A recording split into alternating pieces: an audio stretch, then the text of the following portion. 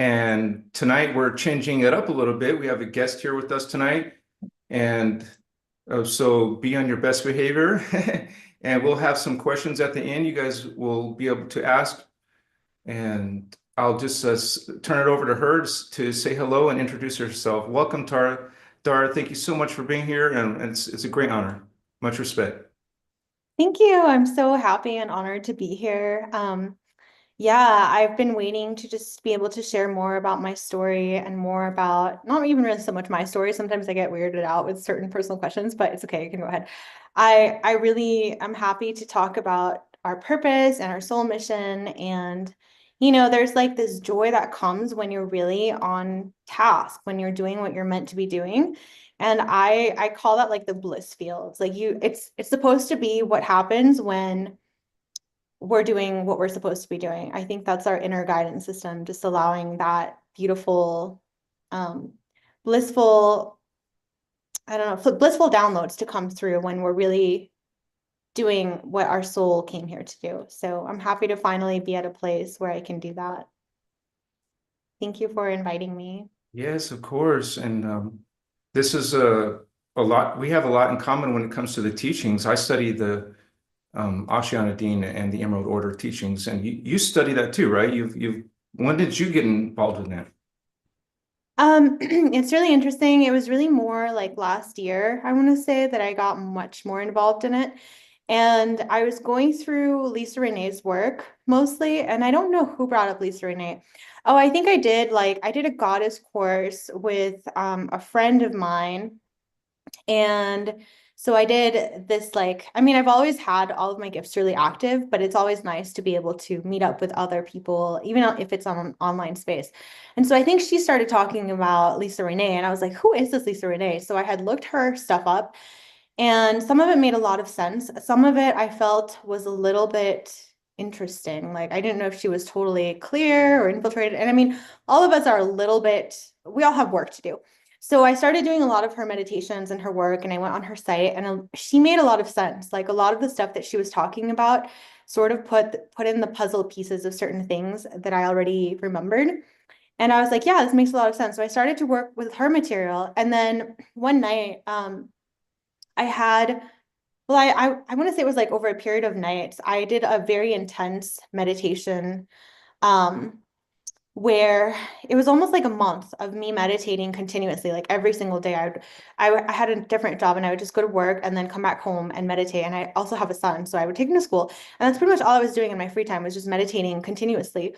And then I was doing a lot of the Lisa Renee stuff because she has a lot of different meditations on her site.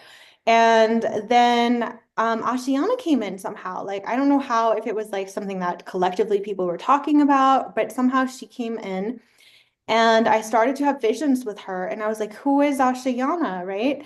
And I felt like she communicated with me from a parallel timeline. Like, it was a timeline before now.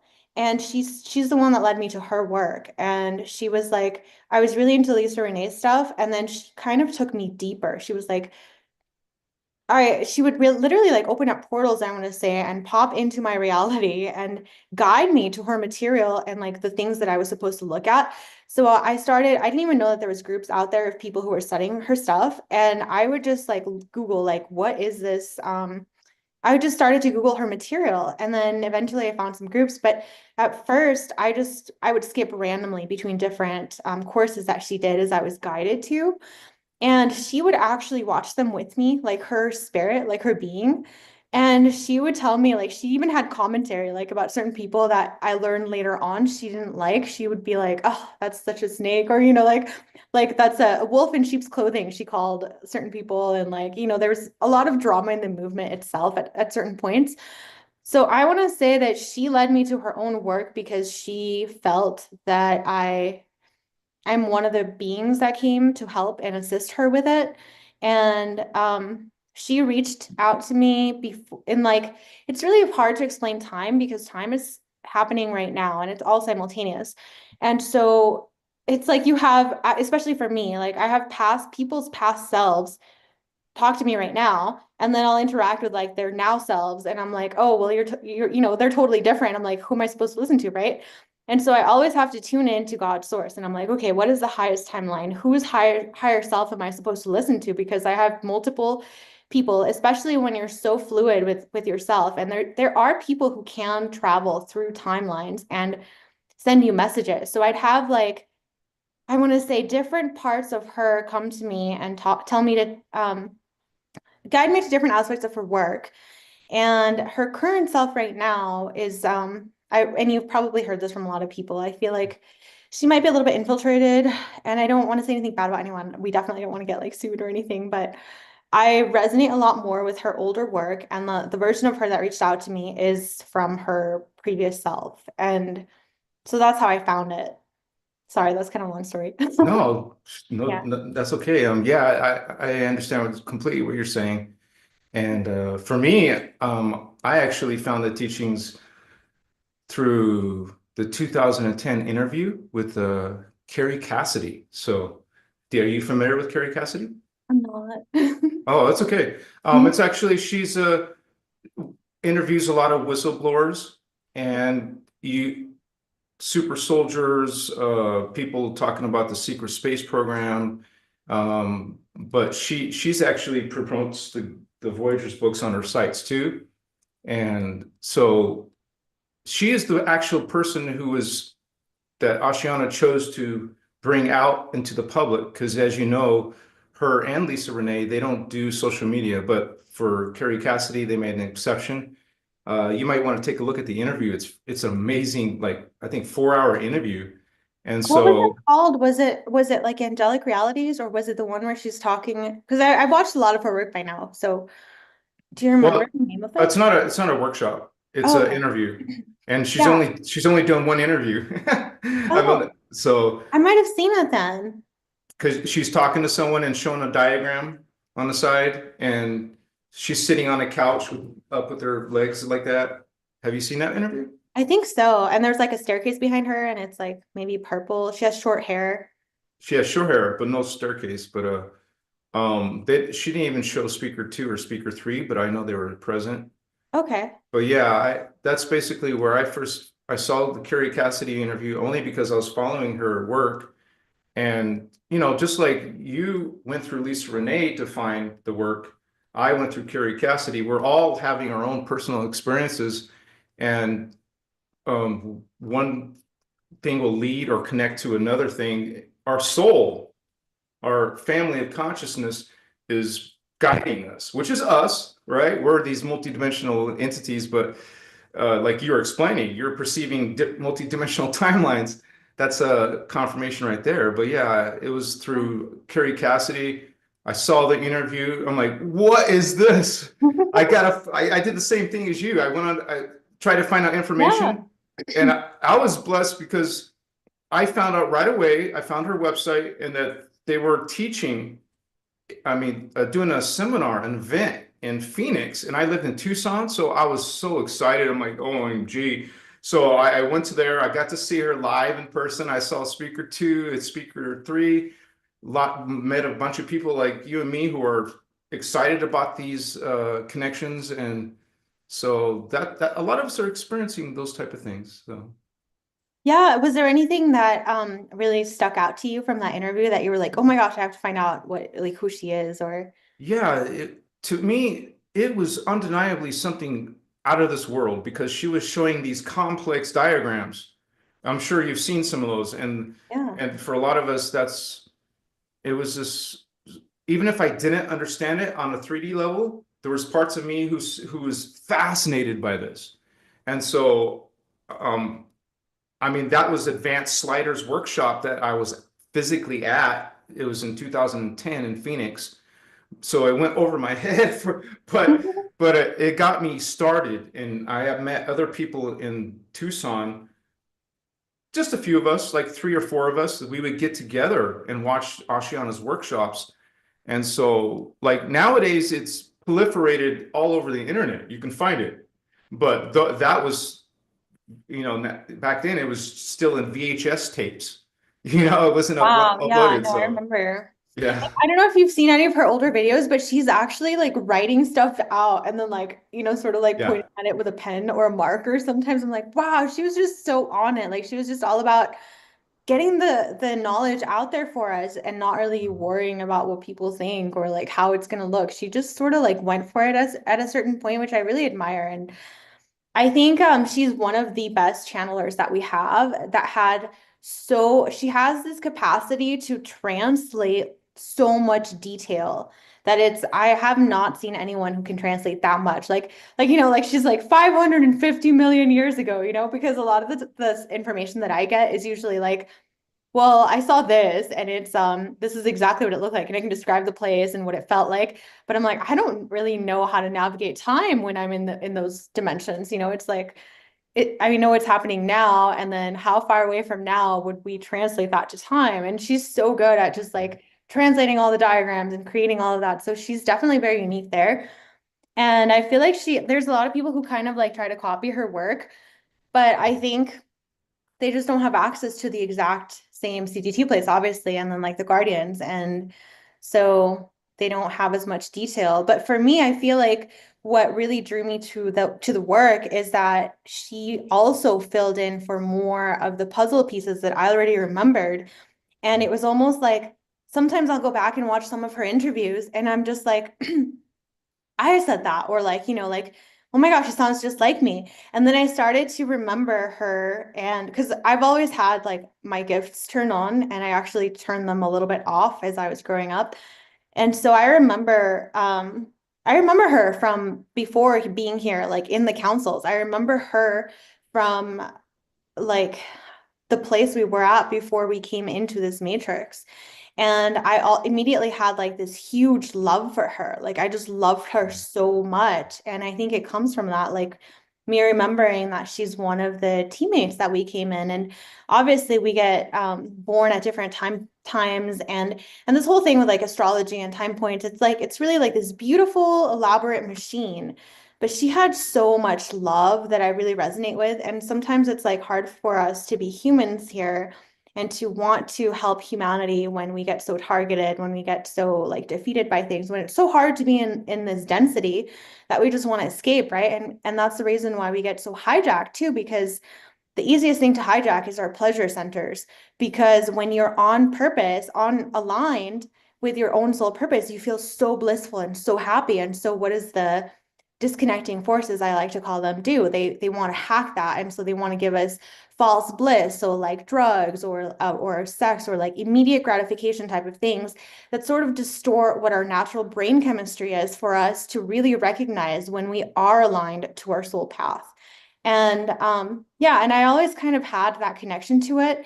And I feel like she's one of those people that just inspires you to remember who you really are. And so I would really hope, like when I would listen to her stuff, it was almost like I was getting her transmission beyond words, which is really what anybody is doing. Like a lot of times I will meet healers and they'll start talking about something random and it has nothing to do with healing, nothing to do with anything else, but I will still get the transmission that their higher self is sending through them, which is like, oh, I totally understand. So, yeah, like an example of that is the other day, someone came in to the store because I'm also working with eye pyramids. I don't know if really want to talk about that, but they have really amazing products. And so somebody came into the store and they wanted to do this meditation session, and we've been doing a lot of sessions for people. And she was talking, like it was actually her partner, and she did this meditation with a skull because we have a lot of crystal skulls. And I was just talking to her while her partner was meditating, and we were not talking about anything having to do with healing, but I instantly got how much I hold my breath. And I'm not talking about like my physical breath, I'm talking about like breathing with the planet. And sometimes when I'm really turned on, not like turned on sexually, but like turned on in my light body, like I can combine my light body with the earth grids and I can really breathe with the planet. And it's something that I was really used to doing when I was working out really hard. And then I'd get that instant bliss load and that bliss download. And then that would come with extra insight from my guides. And so it really told me that I was aligned to my soul and to my soul purpose. And so she just came in, talked about random stuff, and I was like, I'm supposed to really breathe with the grids all the time and not hold my breath, because you can hold your breath physically, but you can also hold your breath energetically. And that's where we're all at, because we're not told like you can breathe with the planet. And I'm talking about like breathing the currents, like the life force currents of the planet. We're just not that connected. We're either not connected, we're disconnected, or we're just sort of holding our breath.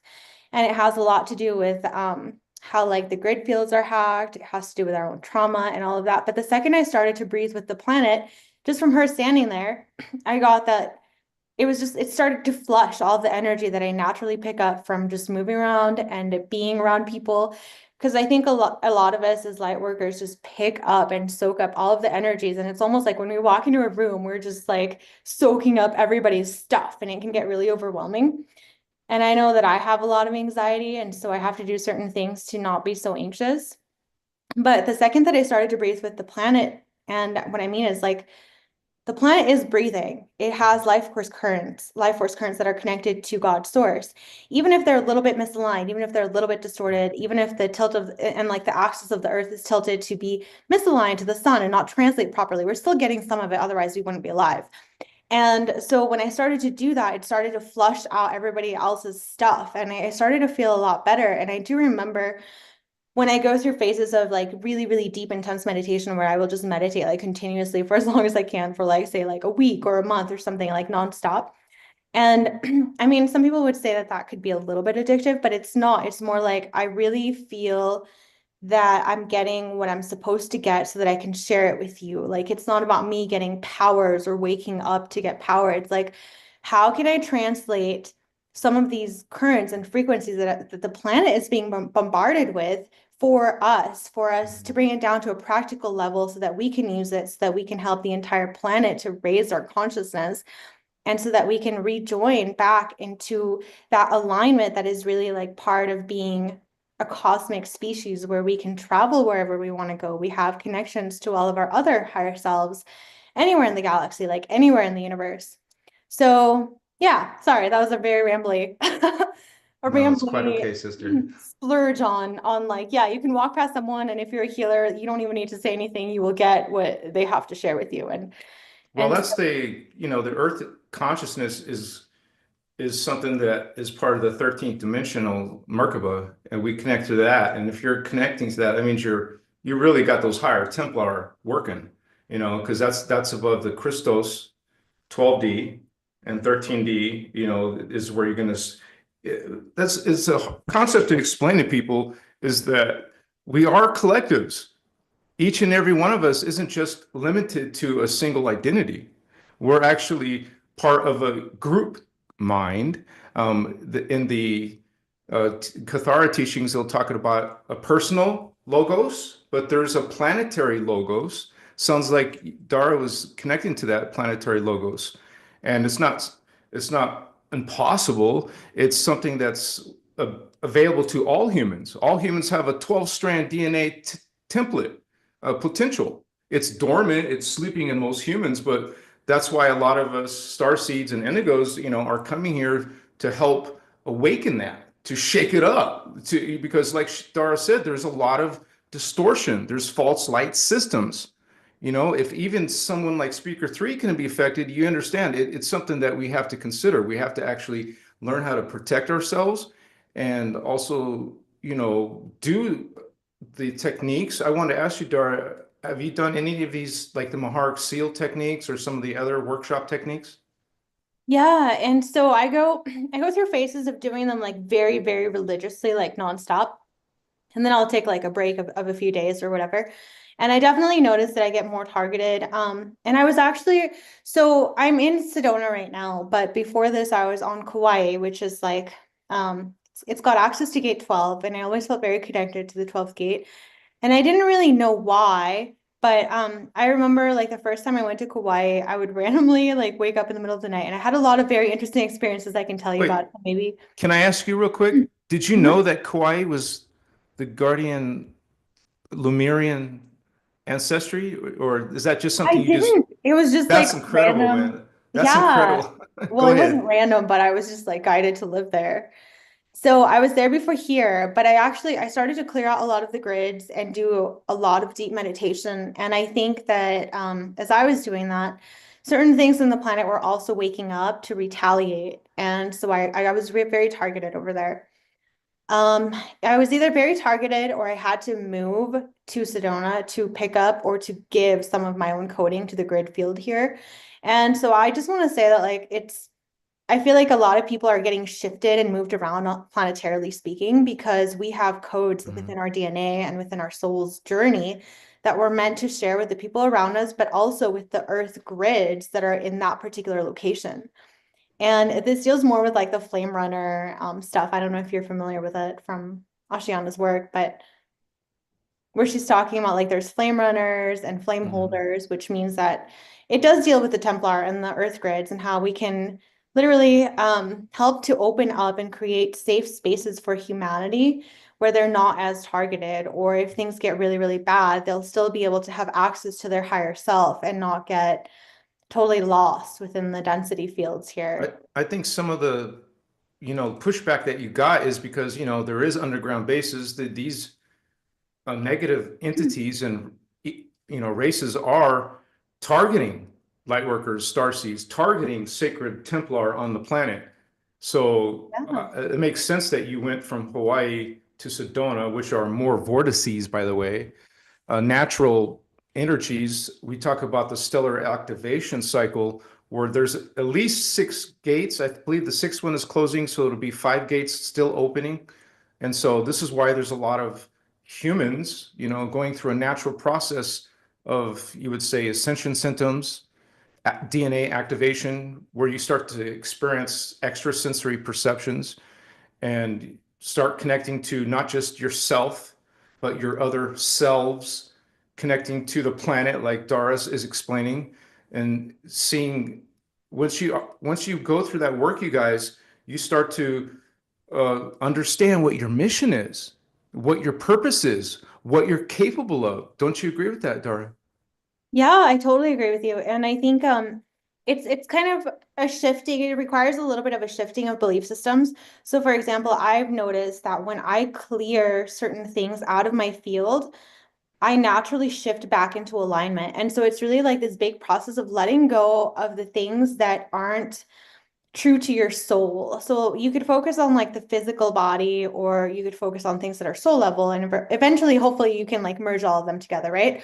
But as far as like releasing things, I was really targeted my entire life, and I think it's because I'm also not very easily fooled by like a lot of the illusion systems here on the planet. And I think if you do have stuff to share with people, you tend to get very either people will try to infiltrate you, they'll try to cause chaos in your life so that you can't share your soul work. And so that's where we really need to come together to try to support each other. But also, I was finally getting to the point where I was able to clear the distortions within my field and understand that when certain people were attacking me, it was actually coming from the disconnecting forces infiltrating those people that were close to me to create chaotic situations in my life so that I couldn't be on purpose.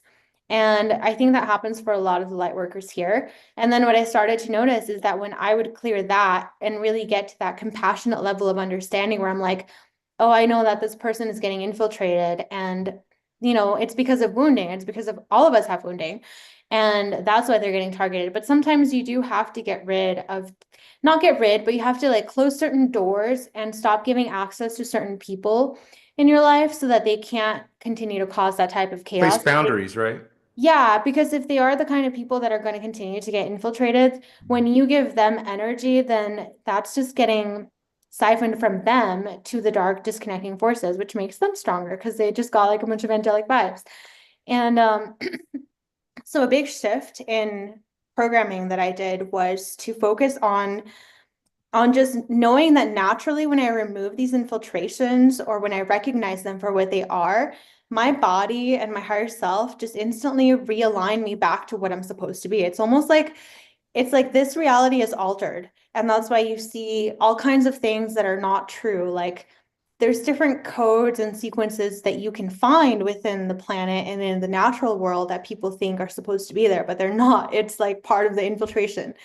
And Well, so like holographic inserts they can use as well. holographic inserts and certain patterns.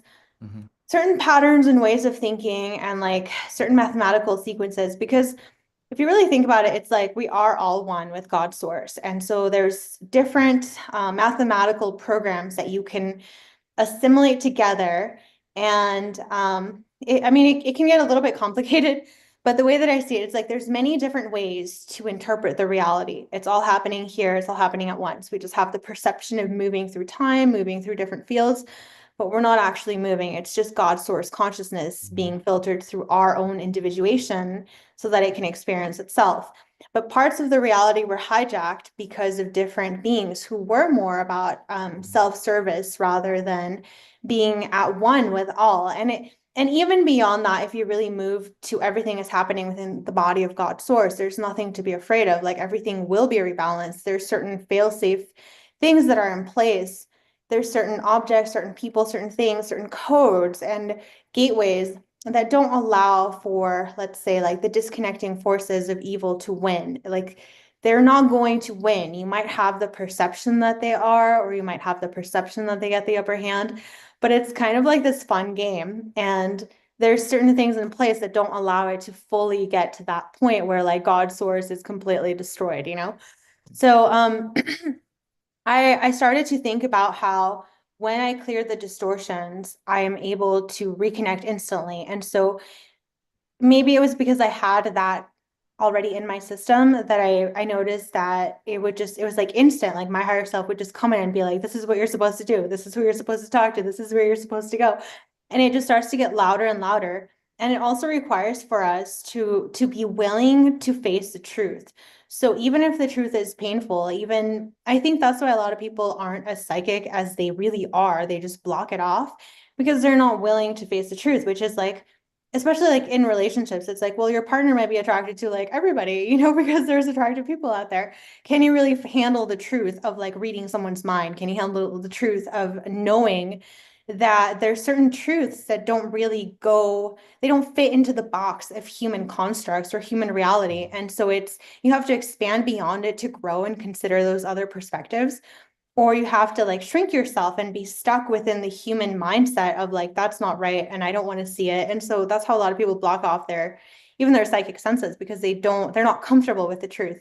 And the truth is that we are meant to be free and expansive, and that we can hold enough compassion within ourselves to not condemn people for feeling any kind of way, including yourself. Like, you're going to make mistakes. That's okay. Like, we're on earth. I would say it's expected. It's almost like I stopped being upset at my soul family or friends or even partners or anyone for sort of like betraying me. I've been through a lot of betrayals and really hard wake-up calls for myself. But it's like we're on earth where everybody gets infiltrated and corrupted at certain points because it's so hard for us to be here. So it's like that is expected. And how do you deal with it? You just have to open up your heart. And a lot of times people don't even know what that means. And I'm still working with certain aspects of my heart, but I can definitely connect to compassion, which is like, I understand why you did the things you did to like anyone. And it's not an excuse. Sometimes you might have to cut people out of your life, but it's like, I understand it. And so I'm not going to hold myself in a place of pain because I don't want to forgive you. It's like, I forgive you and I understand it. But, you know, if you're going to be a source of infiltration, then I can't have you in my life in a certain way. And I've had to do a lot of that. So I'm sure you can relate, right? Yeah, I talk about boundaries a lot.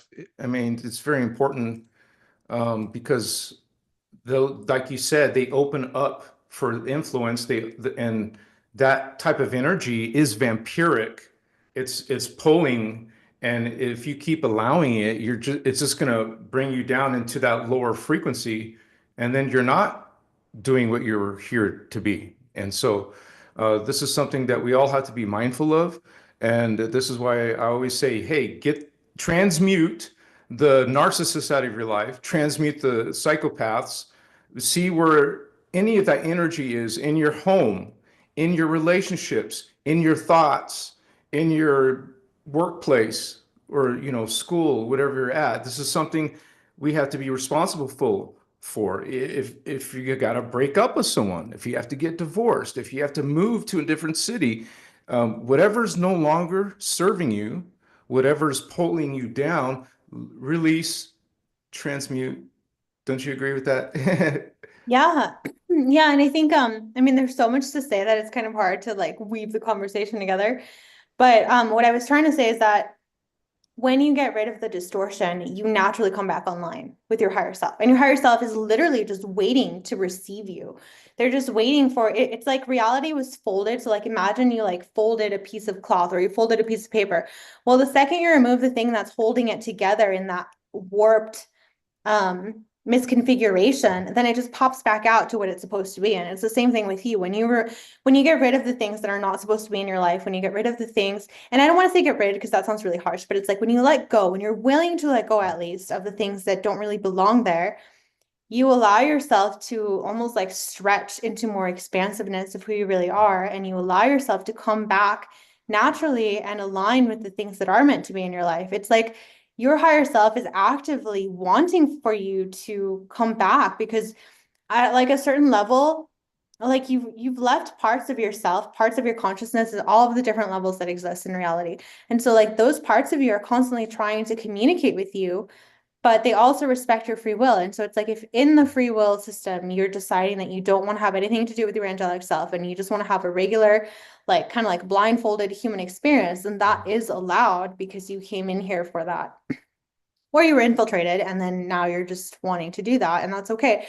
Because you can always decide what you want to do in the now. But for those of us that don't want to stay here and that, for those of us that actually remember what it's like to be in those angelic realms, but where you do have the freedom to love as hard as you want, to move as fast as you want. Like for me, one of the best things is when I can fly, and I love having those flying dreams or those dreams where you can like instantly manifest stuff because that is how it is on higher levels. You just think of something and you move like it, and it's like this very pleasurable experience of just like, what would it feel like to create a cat or a dog? Or like, what would it feel like to create this? And then you just sort of start this movement, which we would interpret as like the mathematical pattern of like how one thing relates to another. And then you could even plot that further down into like, well, there's all of these grid points. What needs to flash on and off for that configuration to actually fire up? And then it all becomes about like, about pulling really, which is like magnetic, like the electromagnetic configurations of things where you can like have a desire and the desire pulls and magnetizes it into form. But I want to say that like the electrical part of it would be more like the target, like you have an idea or you have an intention for something to be created. And then it's actually like you feeling it and allowing it that sort of like brings it down into the physical. And you can do that at all of the different levels. But when you actively connect to your higher self, you see how free you are to actually do that at all the levels, not just in the angelic realms, but in the human realms. And that's kind of where all of humanity is starting to get to. But we also need to understand that there are distortions here that are preventing us from doing that because certain beings want to hold all the power and they don't want us to be powerful because then we stop being their little puppets. And they don't want that. Yeah, there definitely is a spiritual war going on. So they have their negative alien agendas. They have, infiltrated our governments, infiltrated our spiritual teachings, changed them, edited them. Now we're following dogma and subservience and blind worship instead of looking within our inner Christos, our own direct vertical connection to Source God. Now you forfeited that. But like Dara said, you can change that around. You can always revert back. You have free will, even if some of the distorted teachings in the world say you don't, even if some of the religions say you're separate from God, you're not. Just realize that you can flip that script and go back to the law of one where we're all equal. Realize that it's not about subservience, it's about union, unity consciousness, Christ consciousness.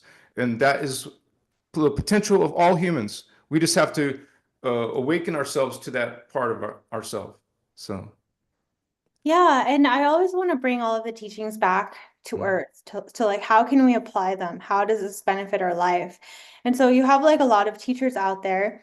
And obviously, especially when you're sharing really high level information, you will have governments get involved. You'll have ETs get involved that are of like not the good kind that want to continue to hold us in a subservient state. And so you have to almost be understanding of like, of course, that they would get infiltrated, like for certain teachers. And what the teacher was always saying is focus on the teachings. It's exactly what like Christ said, you know, focus on the teachings rather than on what happens to the teacher or how the teacher goes wrong. Of course, it's about embodiment, but really you can still follow the thread of what they meant to gift you and see how it applies in your life. And does it make you feel more free? Does it make you feel happier? Does it align you to more joy? And that's really what it's about, because none of us want to be stuck in pain. We want to feel happy and joyful, and we want to bring heaven down to earth. Return back to the Garden of Eden. Yeah, totally. That's our potential, and I think that's why there's going to be a divergence of timelines, because not everybody is going to awaken themselves with their own free will. You know, there will be something called phantom earth. Some people will go into that timeline. Others are awakening to greater potential of them, of civil, you know, humanity.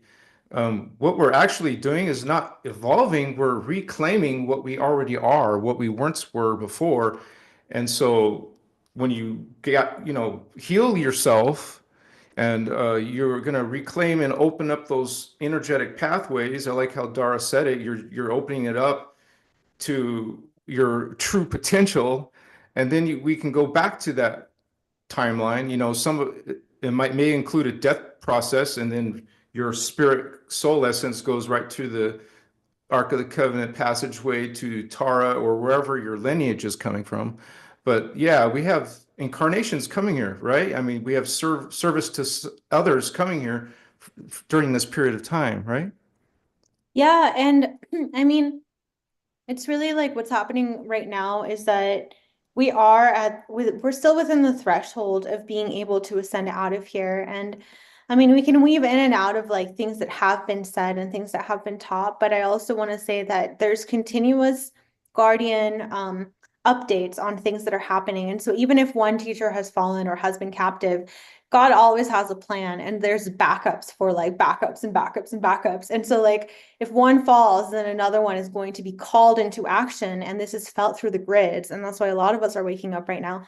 And I think if you've always felt drawn to grid work, or if you've always felt drawn to certain teachings, it's because you have already done that in a, let's say, like a future timeline or a previous life. And so it's just you reawakening your remembrance of that and reawakening your expertise within it in this lifetime. And yeah, and about removing distortions, I was working on some technology. I still have to find, I think, more people who want to work on it together, but it's like about finding the right partners that want to create ways for us to be able to defend ourselves from the distortions, which really means like, what does it feel like when we are turned on, like when our light body is at like all 12 of our chakra systems, let's say, and all 12 strands of our DNA at least are turned on. Like, what do we actually have access to? What do we perceive? How is the world different? And so I've been working on a bunch of different things like meditations. There's also technology that I'm trying. I have a lot of prototypes for it. I thought about working with iPyramids, but we haven't fully discussed a thing on it, so I don't want to share too much about that. But we're working on different things where I want to be able to help people to at least get a sense of what it feels like to have your 12 strands of DNA turned on, to have all 12 chakras. I mean, you have many different chakras, but to start off, because the 12 chakras, the 12 chakra system, which is really based off of the Kathara, is how you can start to realign yourself to the real Christ eternal life configuration. And that's the mathematical I want to say, like, imagine the quantum field, right? So you have infinite possibilities, and there's many different types of programmings and different types of ways that beings can experience the reality. But if you believe that time is spherical, or that there's places outside of time where we exist, and that they're just running computations and they're just seeing like what is the best system for us to be able um to plug into eternal life or to be eternal. One of the systems that we found is Christ consciousness, which is really referring to the mathematical configuration of how you relate to each other, which means that we embody that law of one, where like what I do to others is really like they are me. And so when we take that perspective on, we're able to function in the world in such a way where we're not just like taking, or we're not just hurting each other, but we're actually able to think like, wow, how do my actions affect the people around me? How does it affect the environment? How does it affect the animals, the plants? And then we're living in a much more holistic way. But this is taken not just to the planetary level, but like to the cosmic level. And when you can do that, then you're granted access to really live within the eternal light and the eternal life realms, because you need that kind of understanding, which can really only come when you get a sense of what it's like to be in unity consciousness. And that's what keeps getting hijacked. That's why we're being told that we live in like it's like world of the fittest. There's only finite reality. There's only yes, no. They're literally programming quantum systems now to function only within the yes, no reality, which is just polarity. If you can actually program computers and quantum computers to be base 12, which is what the Guardians actually use. Yeah. Base 12 is really the best way for you to break down reality, for it to have that unity consciousness, to allow for like yes, no, maybe at the very least, which is the divine trinity, like yes, no, maybe, because the maybe pulls you up to a higher reality where you're like, maybe there's something bigger. Maybe there's a way where we can cooperate. Maybe there's a way where we can both win. And then you start to create win-win situations. And so we can get into all kinds of things like AI. We can get into like, what does it mean to be Christic? What are the other mathematical programs that other beings have used? And it can get very complex, but basically it's about like expansion and consciousness. And do you want to live in a finite system where it's just like win or lose, yes, no? Or do you want to be expanded beyond that and have access to the totality of who you really are, which is like you should be able to travel to any star system, any planet in this universe or in other universes, and not be limited. And the only reason we're limited is because a huge portion of us was quarantined because we didn't understand unity consciousness, or there was parts of us that wanted to come in and help to other beings to understand unity consciousness, and then we got stuck and siphoned because this game is so intense. And yeah, so that's kind of, where do you want to take it? Yeah. Yeah. I want to ask you, what do you feel aligned with? Um, have you had any experiences with the Lyran feline ET races by chance, the guardians that they talk about in the teachings? Yes.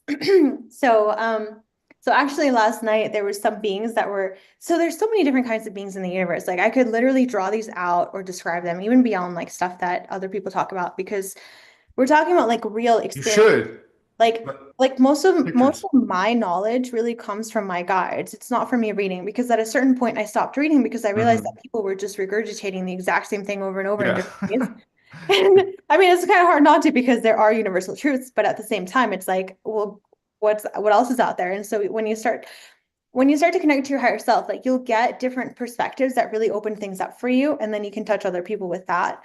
But also you get bits of your memory back. And it comes from that. Maybe it becomes available from you believing that it's yours and that you've always known and that you've always been connected.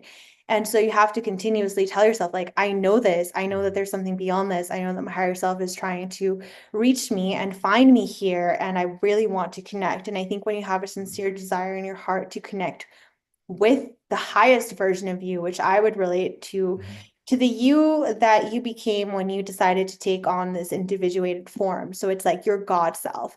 That's like your divine blueprint. That's the blueprint part of you that was like, it's like, imagine that there's consciousness and then there's God source, knowing itself as everything. And then you wanted to have a slightly smaller experience of individuation of a soul.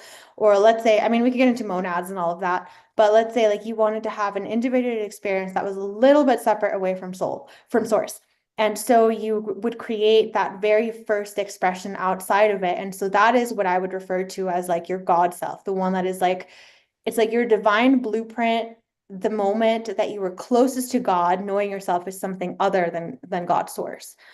And that part of you is always trying to reach you in all of the realms. And that's a part of you that has unconditional love, that has like unlimited access to everything. And you believing in that is like literally you believing in yourself, and you believing that you can have access to all of the gateways and all of the step ladders and all of the things that are actually going to pull you out of this reality and into the wholeness that you really are.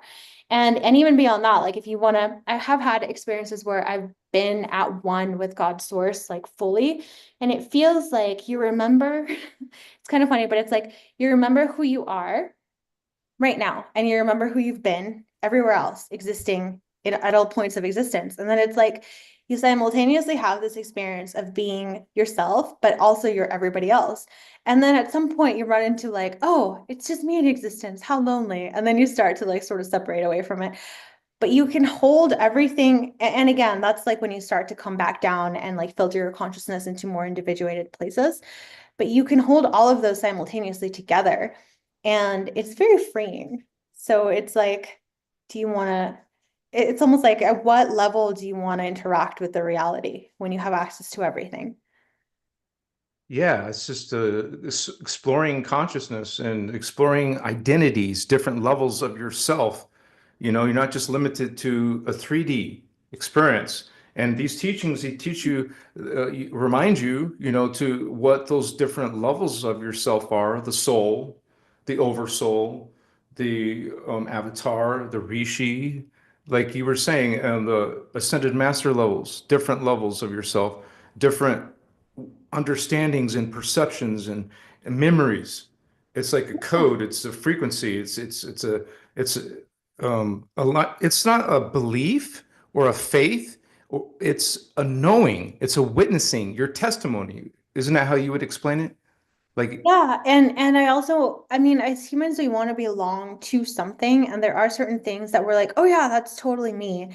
And there's other things that we're like, I would never go there. I don't want to go there. And then we have trouble assimilating that into unity. But as far as like all of the different races of beings in the planet go, because I think that was your original question to me, I have interacted with different Lyran beings, but they don't look like how it was actually last night that I had more of an encounter with feline type beings, and they're actually not from, they didn't feel to me like their consciousness was from outside of this universe. So I want to say that there are distortions in the way that we interpret even our interactions with other beings.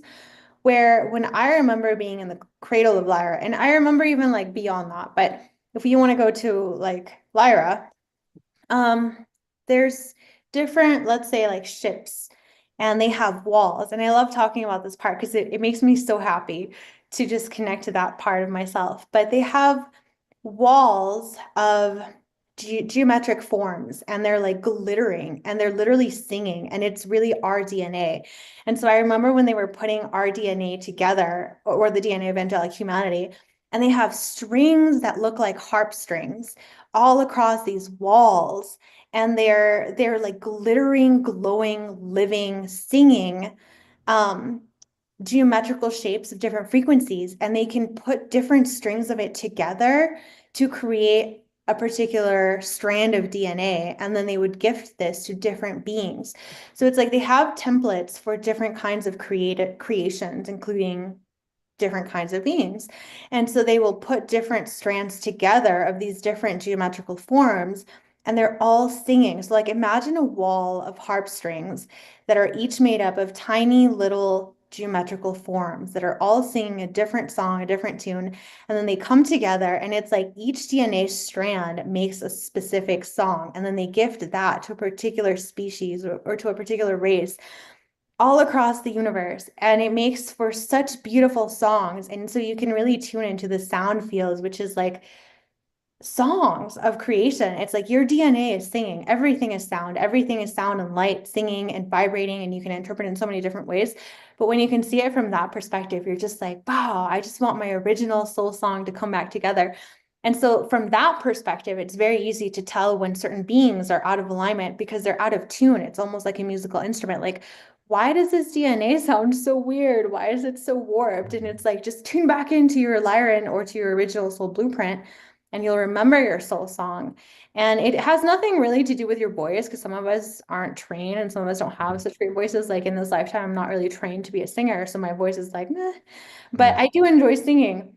So it's more about you like expressing sound and moving the energy of the God source and moving that through your voice and through your entire vessel and your system. And so I don't know if you've noticed, but like a lot of people like singing in the shower. So say that you're really happy and inspired. Just try singing something, like anything, just emit any sound that comes to you. Or sometimes if you're really sad, you can even transmute your sadness by just making sounds. And I think that's kind of like where the water and the tears come up, because it's like you release energy through the water. It's like you're literally crystallizing the mm, emotion and moving it through the water. So sometimes like you need to cry, drink more water, maybe go and like go to the bathroom, take a pee or something, or yeah. even take a shower, jump in a stream, because you're moving all of that energy.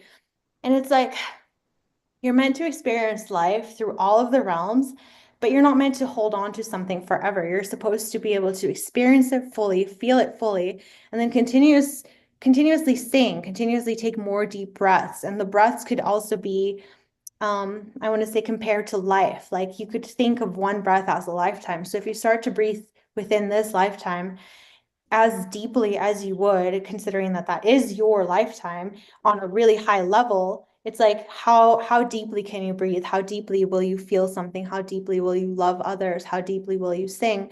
And then you have a much more enriched experience, and it's a lot closer to what it was meant to be for us, rather than just being in a continuous like workhorse life type of like pain, a pleasure avoidance type of situation, which is what most of us are living out of right now.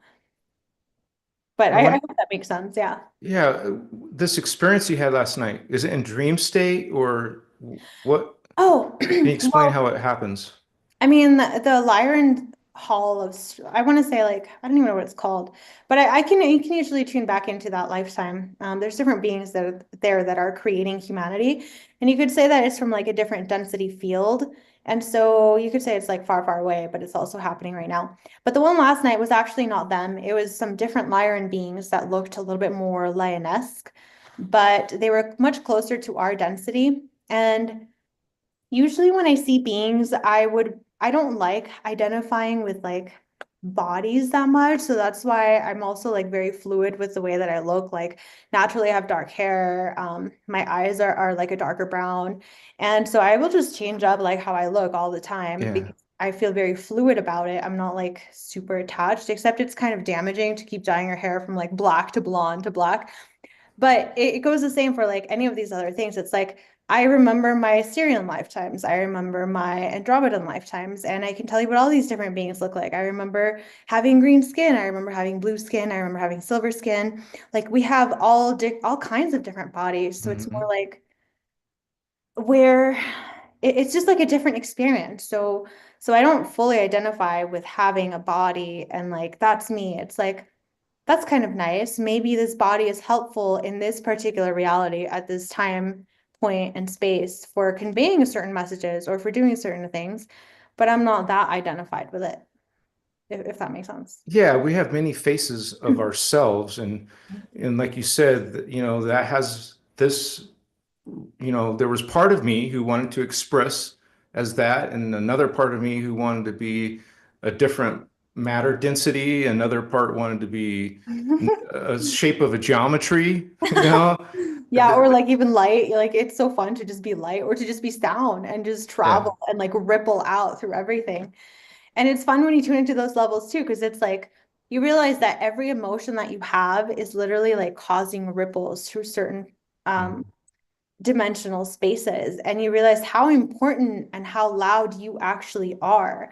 And so when we're told in this reality that you don't matter or you're just like one among millions, and so your individual choice, like do whatever you want because it won't matter, like all of that adds up, and it's not true at all because you matter so much to your highest self, to your God self, and to like the thousands and millions of lives and bodies that you actually have as a Well, soul can I, monad, can just I in share individuation something? itself. Uh-huh. Can I share something? Absolutely.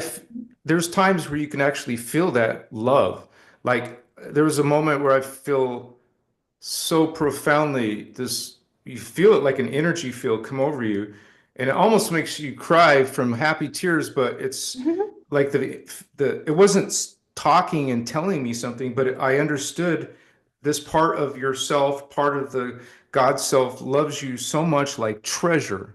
It's like they treasure you so much, they love you so much. There is no conditions. It's just a natural, powerful, profound feeling that most of humans are not experiencing. They're missing out on this part of themselves, and it's right. I mean, Yeah, I totally agree with you. And sometimes I even have to ask myself, like, do I want to cry because I feel so much joy, or do I, is it necessary? You know, because yeah. emotions are this funny thing. But I know exactly what you're talking about. And like as humans, we just have these different, I want to say like blocks against love. It's almost like like sometimes we question, would I even do anything if I already had everything that I wanted? And it's funny because the reality is that you already are everything. Like you could never be Yeah. more beautiful than than your soul already Hmm. is. You're just experiencing different levels of it and different ways of allowing yourself to receive who you really are in different lifetimes. And you can change that in the now moment. But we have so many blocks against love. We have so many blocks against unconditional understanding, unconditional friendships, unconditional acceptance.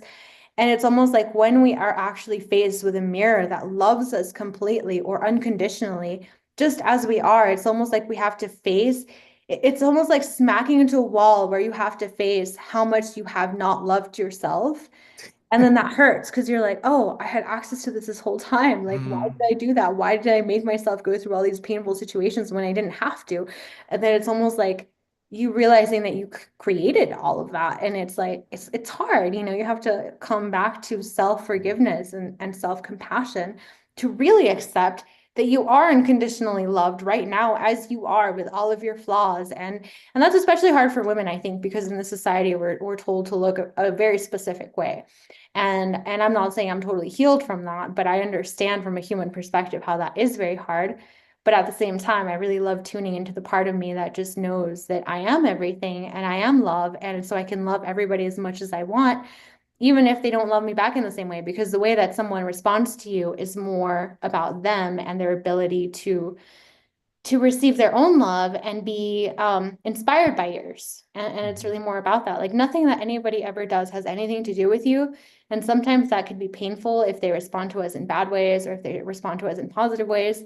But deep down, I know it's just like they're not ready for certain things. And or maybe you're not the right reflection for them at this time. And yeah, it's just part of like the human experience.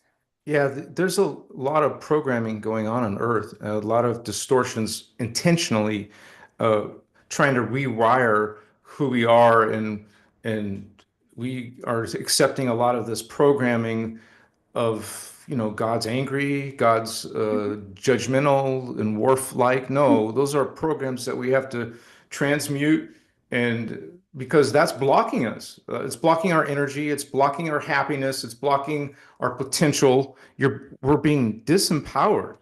And so we are trying to reclaim that potential and power within ourselves. It's not about ego, it's about this unconditional love, unconditional, acceptance. And even in the 12 attitudes of mastery, one of them is self-love, Yeah, totally. self-sovereignty, right? Yeah, because if your love doesn't include yourself, then you're going to allow other people to overstep their boundaries and just take to the point where you feel like completely emotionally depleted and then you're not even able to be on purpose, which has happened to me before. And I'm sure it's happened to like all the other earth angels in the world. But it's like you have to have enough love to say like this is enough and I have to protect my inner self and my inner child and to know that I am a a valuable vessel for God's source. And so I have to protect this person, which means that I have to cut out certain people or not be around certain Yeah. influences. And that's okay. Like you don't really have to explain unless you want to. But I would say like right now, a lot of us are getting impulsed back into remembering who we really are. So it's about like, what part of me is still attached to the distortion and why? And how can I love myself so much that I fully understand the why? And how can I inspire this? Like maybe it's an inner child self. How can I inspire my inner child self to come back home with me and to be fully loved and to let go of the distortion? Because a lot of us are addicted to the distortions because they make us feel good. Mhm. It has to do with like reversals. Do you know about reversals and like reversal currents in DNA or even in the way that you feel? Yeah, it's just part of and this is ancient. It's not just recent and new age. It's been since ancient Atlantis, Lemuria, human seeding two, human seeding one. This has been, we're not just attacked, the planet's attacked and her fields and grids. And this is why you said it at the beginning of this interview, this talk that this is been happening for a long time, and it's part of this whole prison planet, kind of like, that we're trying to get out of. A lot of reversal currents, a lot of reversal concepts and teachings, what we call false creeds. So you're almost think about the dark side does exactly the opposite of what we're meant to do, right? I mean, that's how the anti-phantom consciousness works. Yeah, and I also want to say how it relates to just feeling naturally good because sometimes we can like when we've been living in worlds of chaos, it can be really hard to actually find peace because you're like, "Oh, peace is so boring." Or like if you have a relationship and it's so peaceful and happy and good, you're like, "Oh, is this how it's supposed to be?" Like and then you cause some drama. Like I'm not like that, but like I know a lot of friends that are and they're just like causing drama continuously because they don't know how to function in a peaceful world. They're just like it's too boring or what is this? I don't like it. And I think there is a part of us that is addicted to the drama and the chaos. And it's like, well, how can I love myself enough to heal that part so that I can, it's not just because like drama is bad. It's more like that part of you is the one that you came back to reclaim so that you can fully bring all of yourself online into that Christos blueprint so that you can have access to your Christic light body, which is eternal life currents, and then you can explore any aspect of the universe, this one and other universes outside of here. And I think that sounds way more exciting than like, having some fun, pleasurable reverse current type of thing situation going on. Do you know what I'm Ye- saying? Like, Yeah, and a lot of it comes from childhood too. I would say that, like if you've been a person that's grown up around like a lot of abusive things, it's like at some yeah. point your human mind won't know how to make sense of it. So it's like either you continuously like if you are running the proper sequence of currents and you know that love is supposed to be a good life preserving type of Mhm. energy, but you're continuously around something that is hatred. It's like you can continue to be an angel in hell and feel the hellish realms and how much it hurts and how much it burns you, or you could just decide to join the dark side and then all of a sudden you're running reverse currents, but now it doesn't hurt. Now you feel better. Now it helps you to cope. And so a lot of us are stuck in that place and we came like our higher self aspects came back to help reclaim those parts of ourselves so that we can understand like you don't actually need to be running those reverse currents anymore because you don't have to live in that reality anymore and you can heal and come back home to God's source and have access to all kinds of other really beautiful things that aren't Yeah. hellish, that aren't just Mhm. existing as a powerful demon in the hell realms, you know? Because Yeah. I mean, even if you look at like culture right now, like hell is glorified, being demonic is glorified. And it's like, where is that coming from? Well, you see it in the movies. It's constant programming, and they want us to thinking about Armageddon. They want us to be thinking, or they make these concepts like Lucifer a good thing or a cool thing, or Right, like the cool thing, yeah. and Or it's like the I don't care. Like I'm like you especially see that in like in a lot of the girl stuff and the girl programming. It's like just don't care about anybody and like be cold and don't feel anything. But it's like that's yeah, not life preserving. Like it might help you in the moment, but like long term, that's not really good for you. It's not good for anybody. It yeah, disconnects and you from life, from your children, from your husband, from whoever.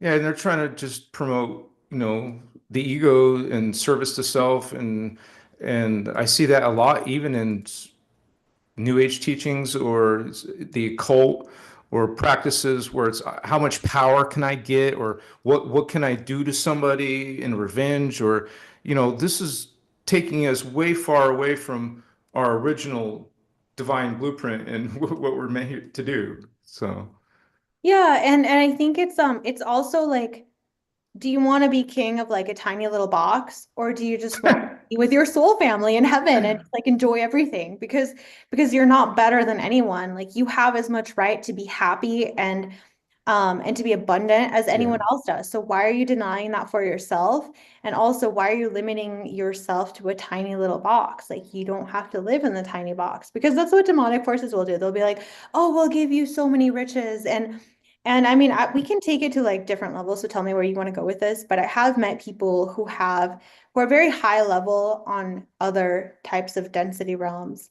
And, there's cloning and there's all kinds of different things that go on. But it's like eventually all of those catch up to you. Like if the clones are out there doing bad things, like you will feel that because you are connected to them. unless they get rid of certain DNA strands and or unless they get rid of the original clone, and then you just have very halfling type of people running around, which Mhm. is where I think they want to take humanity. Well, that's what it is. That Yeah. it's called transhumanism. Be something other than human. This is how they want to put a chip in your brain. So what are you? You're not human anymore. You're something else. You know, Yeah, and and you know, these races are trapped in, like you said, a space. They can't go beyond it because of their own choices. Now they're stuck. Oh, they're king of what? Okay, you're limited to 11 king of like the strands. lower, like Yeah. 11.5 and back. Congratulations, right? Yeah, totally. It's like it's so funny because when you live in small towns, have you ever lived in a small town? I live in one now. Oh, okay, cool. Yeah. Well, I don't know how people are with egoic stuff, but I remember like I was friends with this one girl briefly on when I was living on Maui, and she was dating the king of Ho'okipa, which is like the king of this one particular little beach. And I'm just like, really, you're dating the king of the beach? And it's like, do you want to be Yeah. king of the beach, or do you want to like have access to the whole world? Do you want to have access to the whole Right. universe? And it's just like that's what we're limiting ourselves to. But when you don't know any better, or you want to limit yourself to like 10D and below, or like 11.5 even. I mean, it's Yeah. higher than what most people are functioning at, but that is why they want to keep you capped at a certain level so that you're controllable. Yeah. When that's not what the original intention was for you being here and for this reality to be created. This is like the fallen matrix, and we're trying to reclaim the organic aspects of ourselves that have access to everything. Because to God's source, it's like, you are part of me. Like, why are you stuck there? You're not supposed to be stuck there. You're supposed to come with me and like be able to experience yourself at like the highest levels and the lowest levels or anything in between whenever you want. And right now we haven't been able to do that. So I think that's where the Christic patterning and the Christic meditations really come into play. They help you to activate your light body in such a way to where you have access to these higher aspects of yourself that can not only help you to navigate through the 3D worldly realms and help you to become like the highest version of yourself here, but also give you access to help people around you.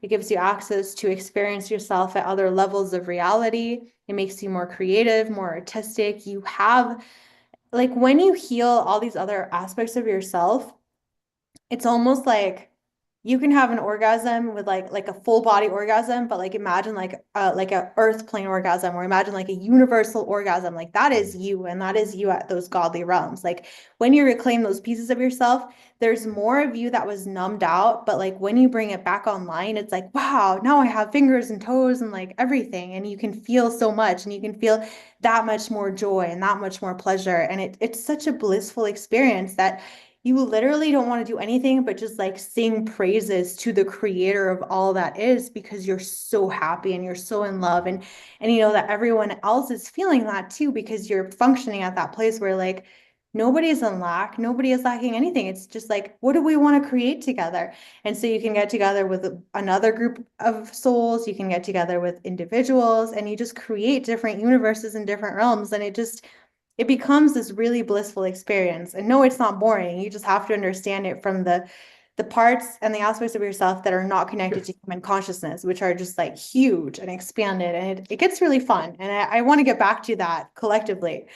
And yeah, and I think that's part of why I'm here and why I'm drawn to healing so much, because I don't just want to experience all those bliss realms by myself. I want my soul family to come with me and all of the other people that are here that I love and people that I'm not yet conscious of, but I know that they're soul family. Yeah, well, that's our purpose. That's what we're trying to do. I mean, we're coming from incarnating from higher dimensional systems because of the suffering, because of the distortions. We're meant to help people to heal themselves again, help to raise the consciousness of the planet and of the humanity. I mean, from their perspective, we are them, they are us, and so we're Yeah. helping ourselves. And Dara, I have to use the restroom, so go Oh, totally. take the floor for 2 minutes. Do you want to ask me a question that I could answer? I don't know how to look at the questions, so I wonder if it's on my phone. Whatever you want to, dear, or Okay. continue that route. What you were just saying. Did anybody have a question that you know of? I can ask. Let me ask you then. How about? What guidance would you offer to those who would feel like disconnected from their starseed purpose? Okay. That's a good question. Okay. So if you're feeling disconnected, and I'll just keep answering it if you want to go take a break or Yeah, whatever. I'm really enjoying our conversation. Thank you so much for me too, inviting. dear. Go for it. So, yeah, if you're feeling disconnected, I would say number one is realizing that there's nothing wrong with you. And I think I've said this before because I just loved how my guide said that to me, but there's literally nothing wrong with you. There's just interfering currents of energy that are trying to get you to reverse or turn off certain aspects of yourself. And so when you can get rid of the underlying forces be like that are behind those things that are trying to get you to run frequencies in reverse order or that are trying to numb out certain aspects of you, when you can get rid of that, then you naturally come back to who you're meant to be. You're naturally magnetized to the things that actually bring you genuine joy, and you're more aligned to yourself. And not only that, but you're also able to recollect other pieces of yourself in this reality and in other realities. And so I would say that that's the main purpose of meditation, that you can turn on these numbed out parts of yourself and correct them. And it's almost like if you've been functioning, like a lot of people talk about enhanced psychic senses. And we have, as humanity, been so altered. There's so many interfering currents and different agendas here on the planet. But there's also the God agenda, which is like, let's set everybody free. And so when you begin to meditate and correct for some of these things, you start to reconnect those aspects of yourself. And if you were functioning at, like, say that you could only see a certain spectrum of colors, well, now you have the whole rainbow and beyond, and even beyond that. And now you have access to all of these different sensations that aren't even translatable in human terms, or these different concepts. Or like say that you're a musician.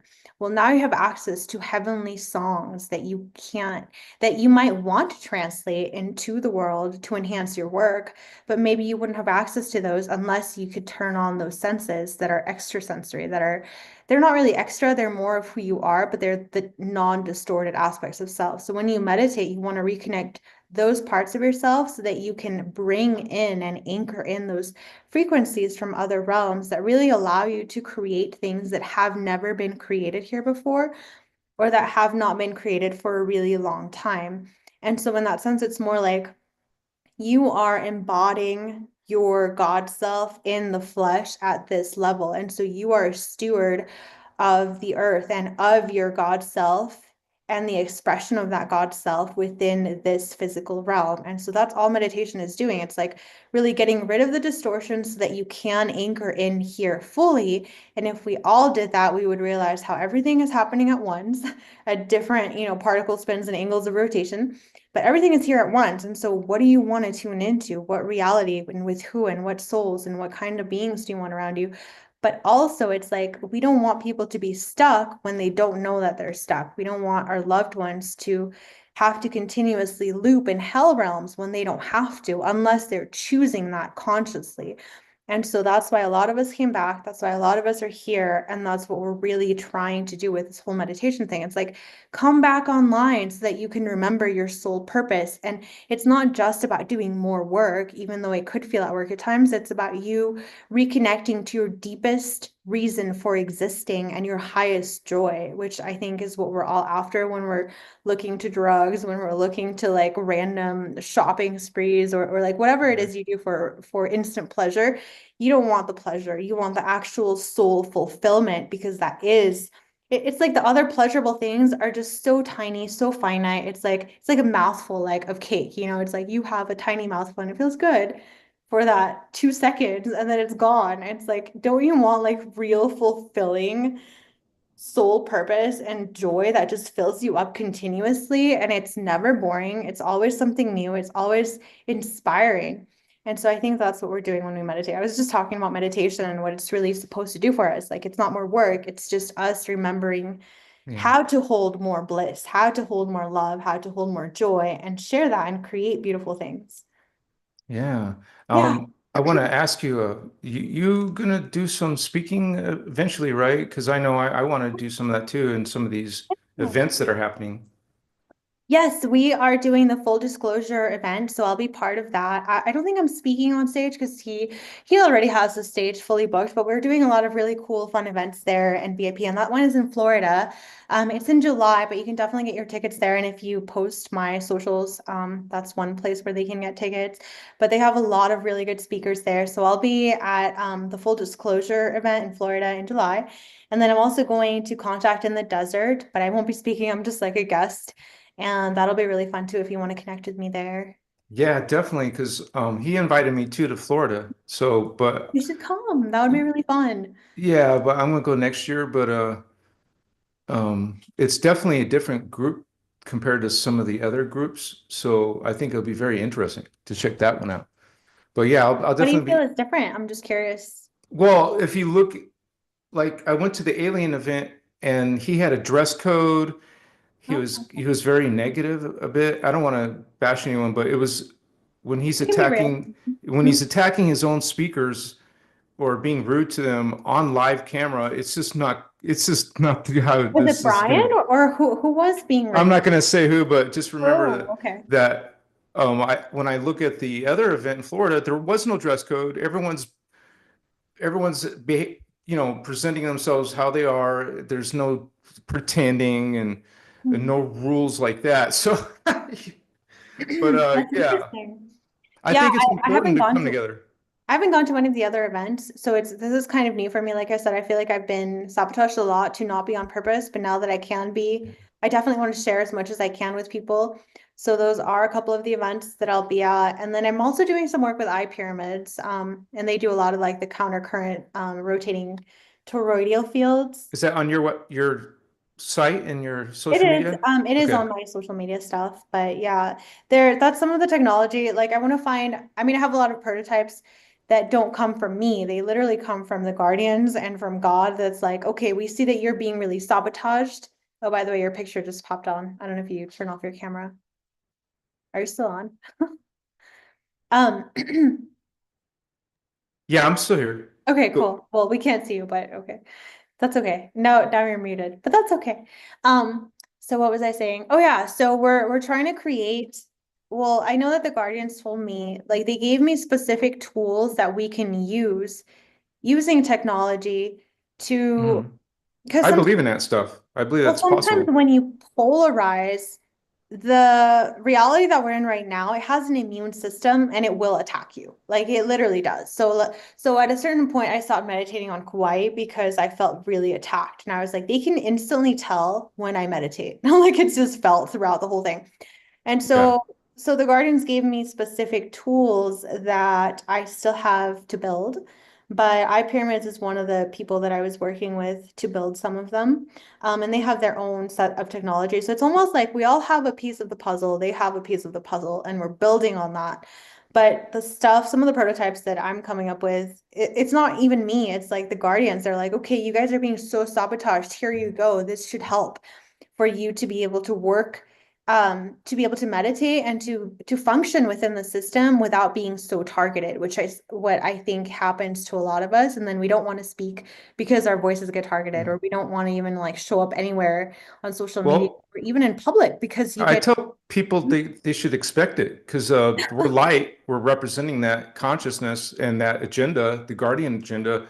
So expect it and don't let it ruin your day though. Stand in your light, stand in your conviction, and we gave you, throughout you want to keep on transmuting those energies out of your life and find others like-minded like develop Christic relationships, Christic conversations. And it's very interesting what you're saying about pyramids, because I was talking about pyramids as well. Like someday I want a Sedona retreat. I've said that many times. And fun. I want to have a pyramid. Like, have you heard about the pyramids in Russia the people are building? I don't think so, but the pyramids are very interesting. Yeah, I So, have a lot of memories of them. Even in Sedona, I mean, there's mhm. Sphinx-looking things, and even on Kauai, there was pyramids.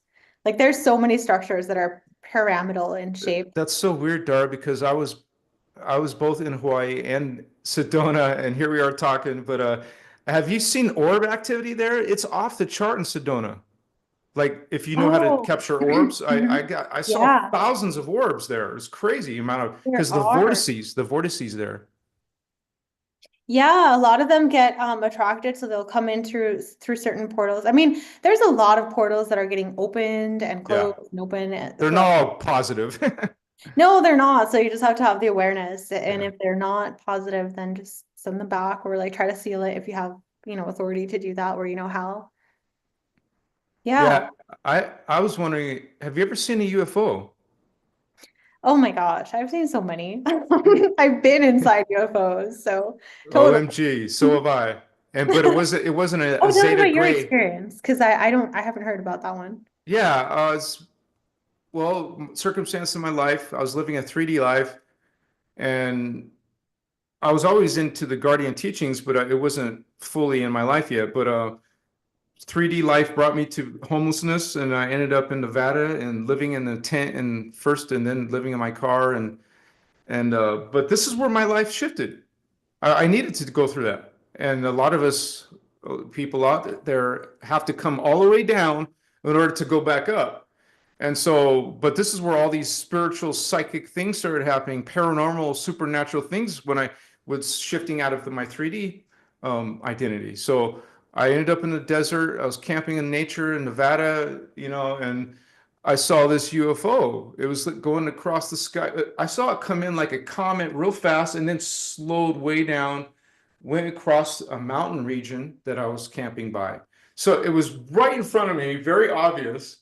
And then I saw it was so amazing, and I think it was intentional because I saw some phasing or shifting and blue light energy inside of it, and then it cloaked, it disappeared, and I thought the experience was over, but it wasn't. And so that was just blowing my mind. I was like, did I just see that? What OMG? And 5 minutes, about 5 minutes go by, and then the most extraordinary, profound sensation went through my entire body. It was like I was out of my body. What I perceived later was I think I was being returned to my body or returned to my space time. And I have had confirmations with other people that I love and trust who confirmed, yes, that was a guardian and there was a healing done on that ship. And so, and I never had any negative effects in my life after that where it would make you think it was the dark side. So, but that changed my whole perception. It was now, then my life started going right toward the Guardian teachings. Here I am teaching the Guardian teachings. So, yeah, that was a shift in my life. Yeah, well, about that, like, do you know what group they were, or did they say anything? Do you remember seeing anyone specific, or? No, that I didn't, but I just felt the whole thing of my body being returned. I feel it was Lyran's because in my other experiences that I've had, I've seen them. I've seen them lucidly, and I've seen myself in the body of a Lyran more than once. And the consciousness that went with it, there's no human words that you can explain to most 3D people or my own Christian family. They're not going to relate, right? So, but it's like the consciousness is okay. We talk about maybe a genius being 120, but this felt like it was tens of thousands of IQ. It felt like I was perceiving galactic, universal, ascended master levels outside of density matter. And you experience and perceive collectives. It's hard to say you're seeing a massive gestalt of consciousness, but I was experiencing it. I was seeing it as myself. I was seeing others, other families of consciousness. So, What did those look like? Because when I've experienced space like that, it feels like we're in outer space, and there's different geometrical shapes that you can mhm. take to like move along through that space time. Did you see that, or like You what mean did? like you mean like your Merkaba, your light body, your I vehicle of mean, light? I want to say that yes, you can travel through your different light body, but there's also like ships that they have that can help someone to sort of like buffer if their Merkaba is not active or if they have a different thing going on with it. So there's ships that are helpful for that. But then even within that, the ships have a specific shape. Mm, And then I want to say that the shape corresponds to whatever the mathematical like ratios or proportions mm. to interact within the reality takes shape. Because I know that when I've been out there, I've seen like diamonds, I've seen triangles, I've seen spheres and just circles. And Well, I have a friend that was saying of some being seeing herself as a diamond. Can you explain that? Because so then I could relate it to her. oh, totally. Okay. So a diamond shape, it's kind of like it's almost like imagine like your hands are kind of like this. I don't know, I can kind of camera's weird. So you can like a diamond shape, it'll just like open up. It's like a doorway. So it's like different angles of the way that you're bending light. And so the diamond shape is a specific door. And so you can open up different doors and different aspects of yourself, and you can take on different configurations. It just depends on like the angles in which at which you're bending the light and bending perception to create those doorways. But I have interacted with different beings where like I've literally gone, I do remember, I mean, I don't even know where you want to take this because I have so many experiences to share. We just have to do more Go podcasts for in it. You person. definitely, most Hang out. definitely. Go for it. Yeah, well, I have been in space, and in space, you like I've gotten into a structure that looked like a pyramid, but it wasn't even a pyramid. It was like a pyramid with like diamonds inside of it. And I've also been in cubes and rectangles and different kinds of shapes. I wouldn't even know if we have a particular name for this shape, but I know when you open up the doorway and you go inside, it's like you're in this translucent ship. And it's kind of like it's got different facets inside of it, and it's almost like a translucent diamond, and you can see all of space inside of it, and you can open up doorways and it will open up different realities. So you can open up the different facets from within it and walk into different realms. But it does have like a diamond faceted shape. So that's how I would relate to it. It's like you open up the door, get into your vehicle, and then you can open up any of the doorways. And it Yeah, has, yeah. yeah. I was gonna say to my audience, you guys see why I call you holy ones? Our potential is freaking unbelievable. And some of us, are experiencing that.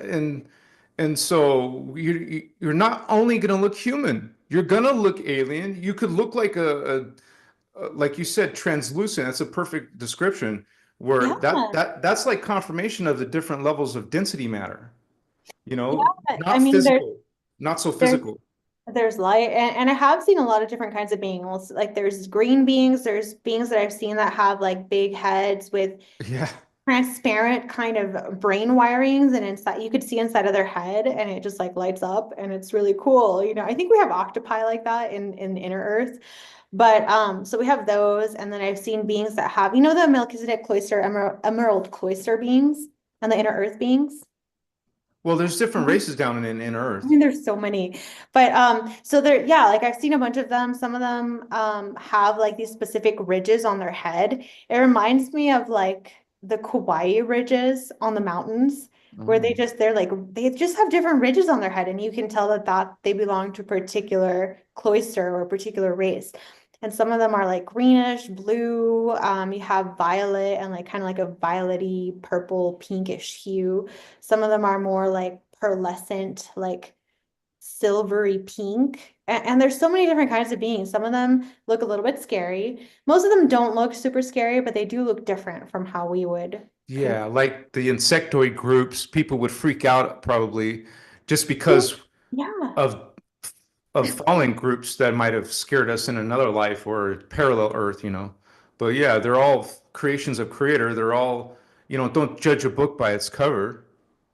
Yeah, there's lots of different. So it's like you have different bodies. Some of them are denser than others, and they take on different shapes, and they're embodying different kinds of hybrid strains Mhm. and different kinds of DNA that are activated.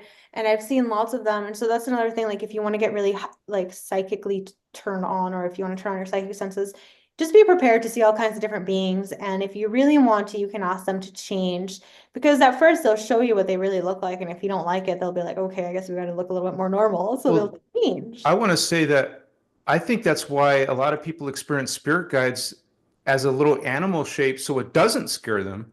The higher self knows what you can handle or can't handle.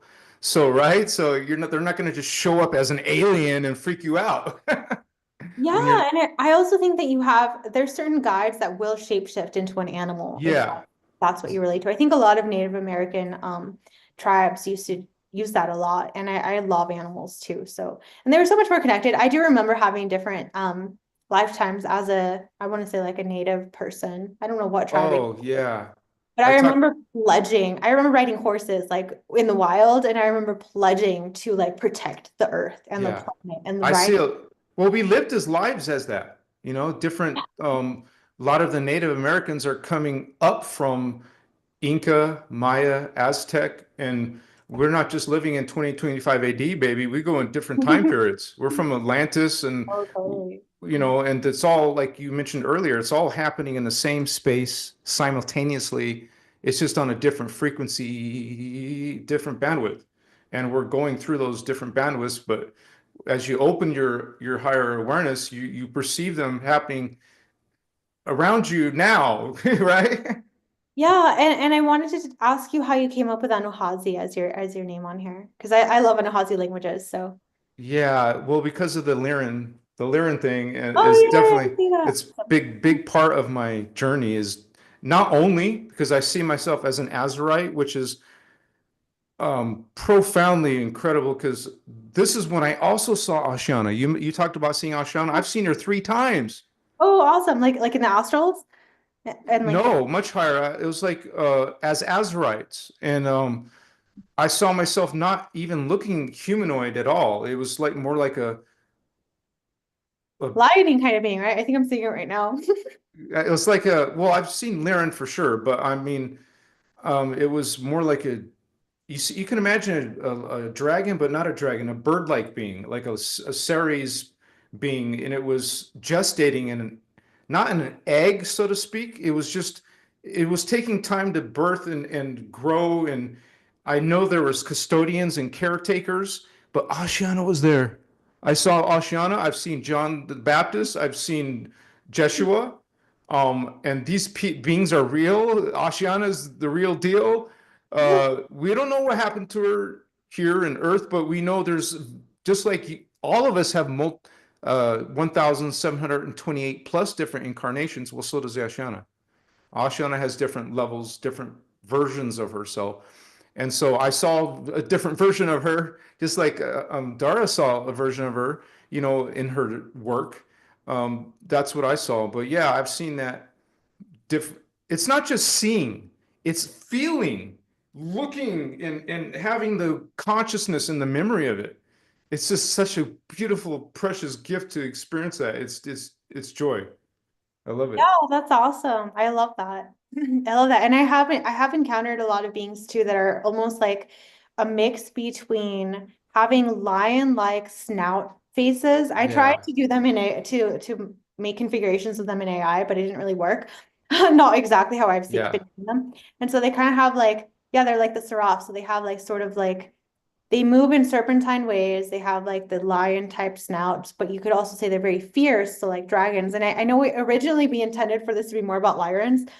So we could go into like what I feel Lyrans are really about, because there are different races that are more, I want to say we all have different talents and different things that we're good at. And what I noticed with Lyrans is that they're very much about truth, or at least like being able to convey truth in some way, even if the truth has to at first like maybe be dressed a certain way, if you know what I mean. But they're very much about like that's a lie and we're gonna call it out. And they have this like Hmm. strength about them, like it's almost like a roar, like that lion's roar, how we would relate it to Earth. Hmm. It's like that's not the truth. This is the truth. And they're very much about like sovereignty and being free and helping others to be free because we want to be free. And so like we know intuitively that when others aren't free, then we're eventually not going to be able to be free, or we have to participate in a system that has to keep others subservient. And we don't like that. We just want to do whatever we want Yeah. to do, which means like I don't want to take care of someone else's like emotional stuff because I want them to be my slave. Like I want Yeah. everyone to be free so we can all be free together. And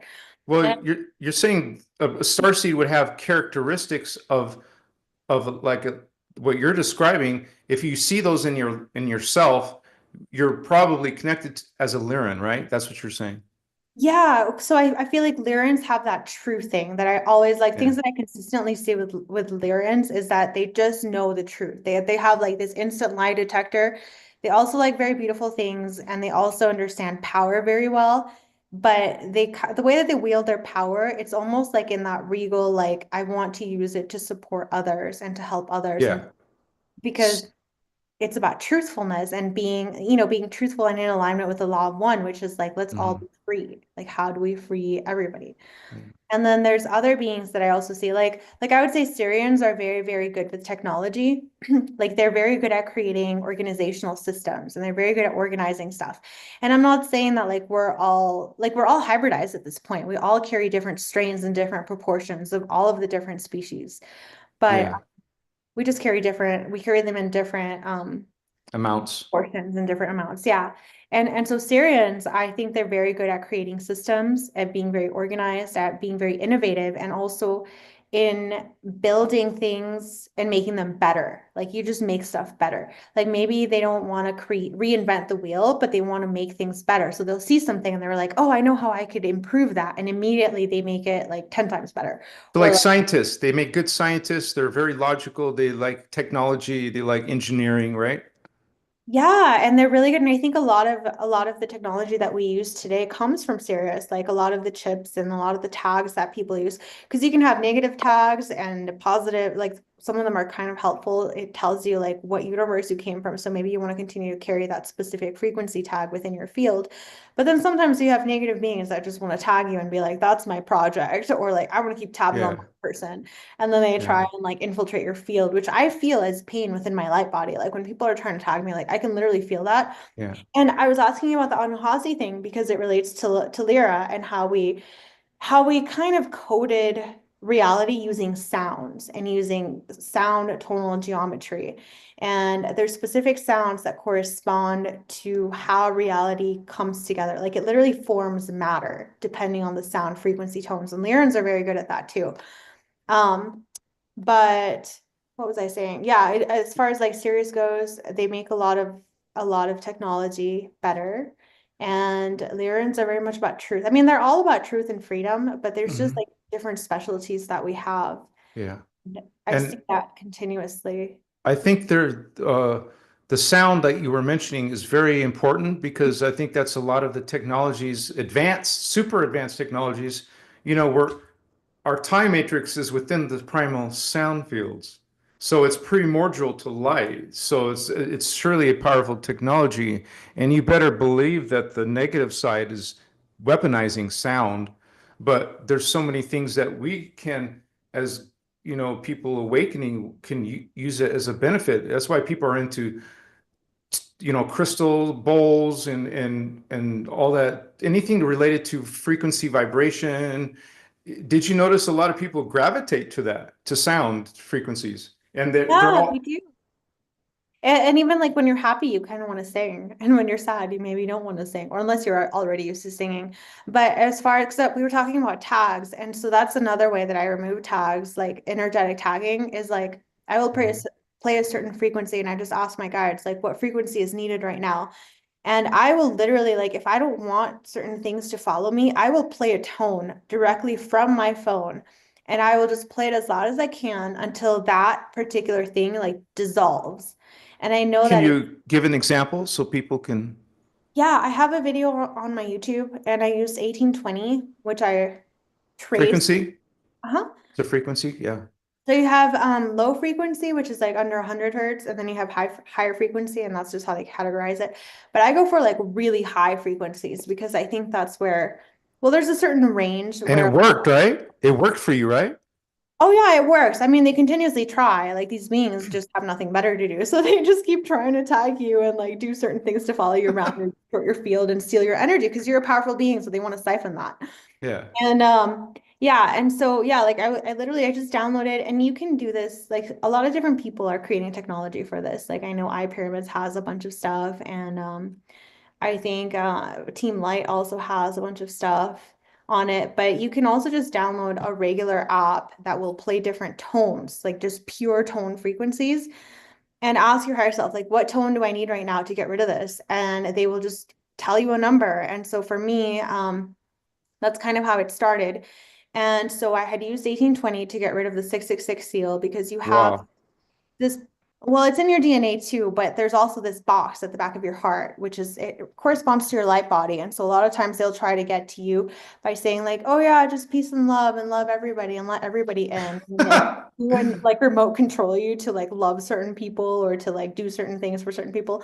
And so I started playing that and I literally got rid of certain things having to do with certain groups. I won't mention them right now because I don't want to get too controversial, but like certain groups definitely try to tag you.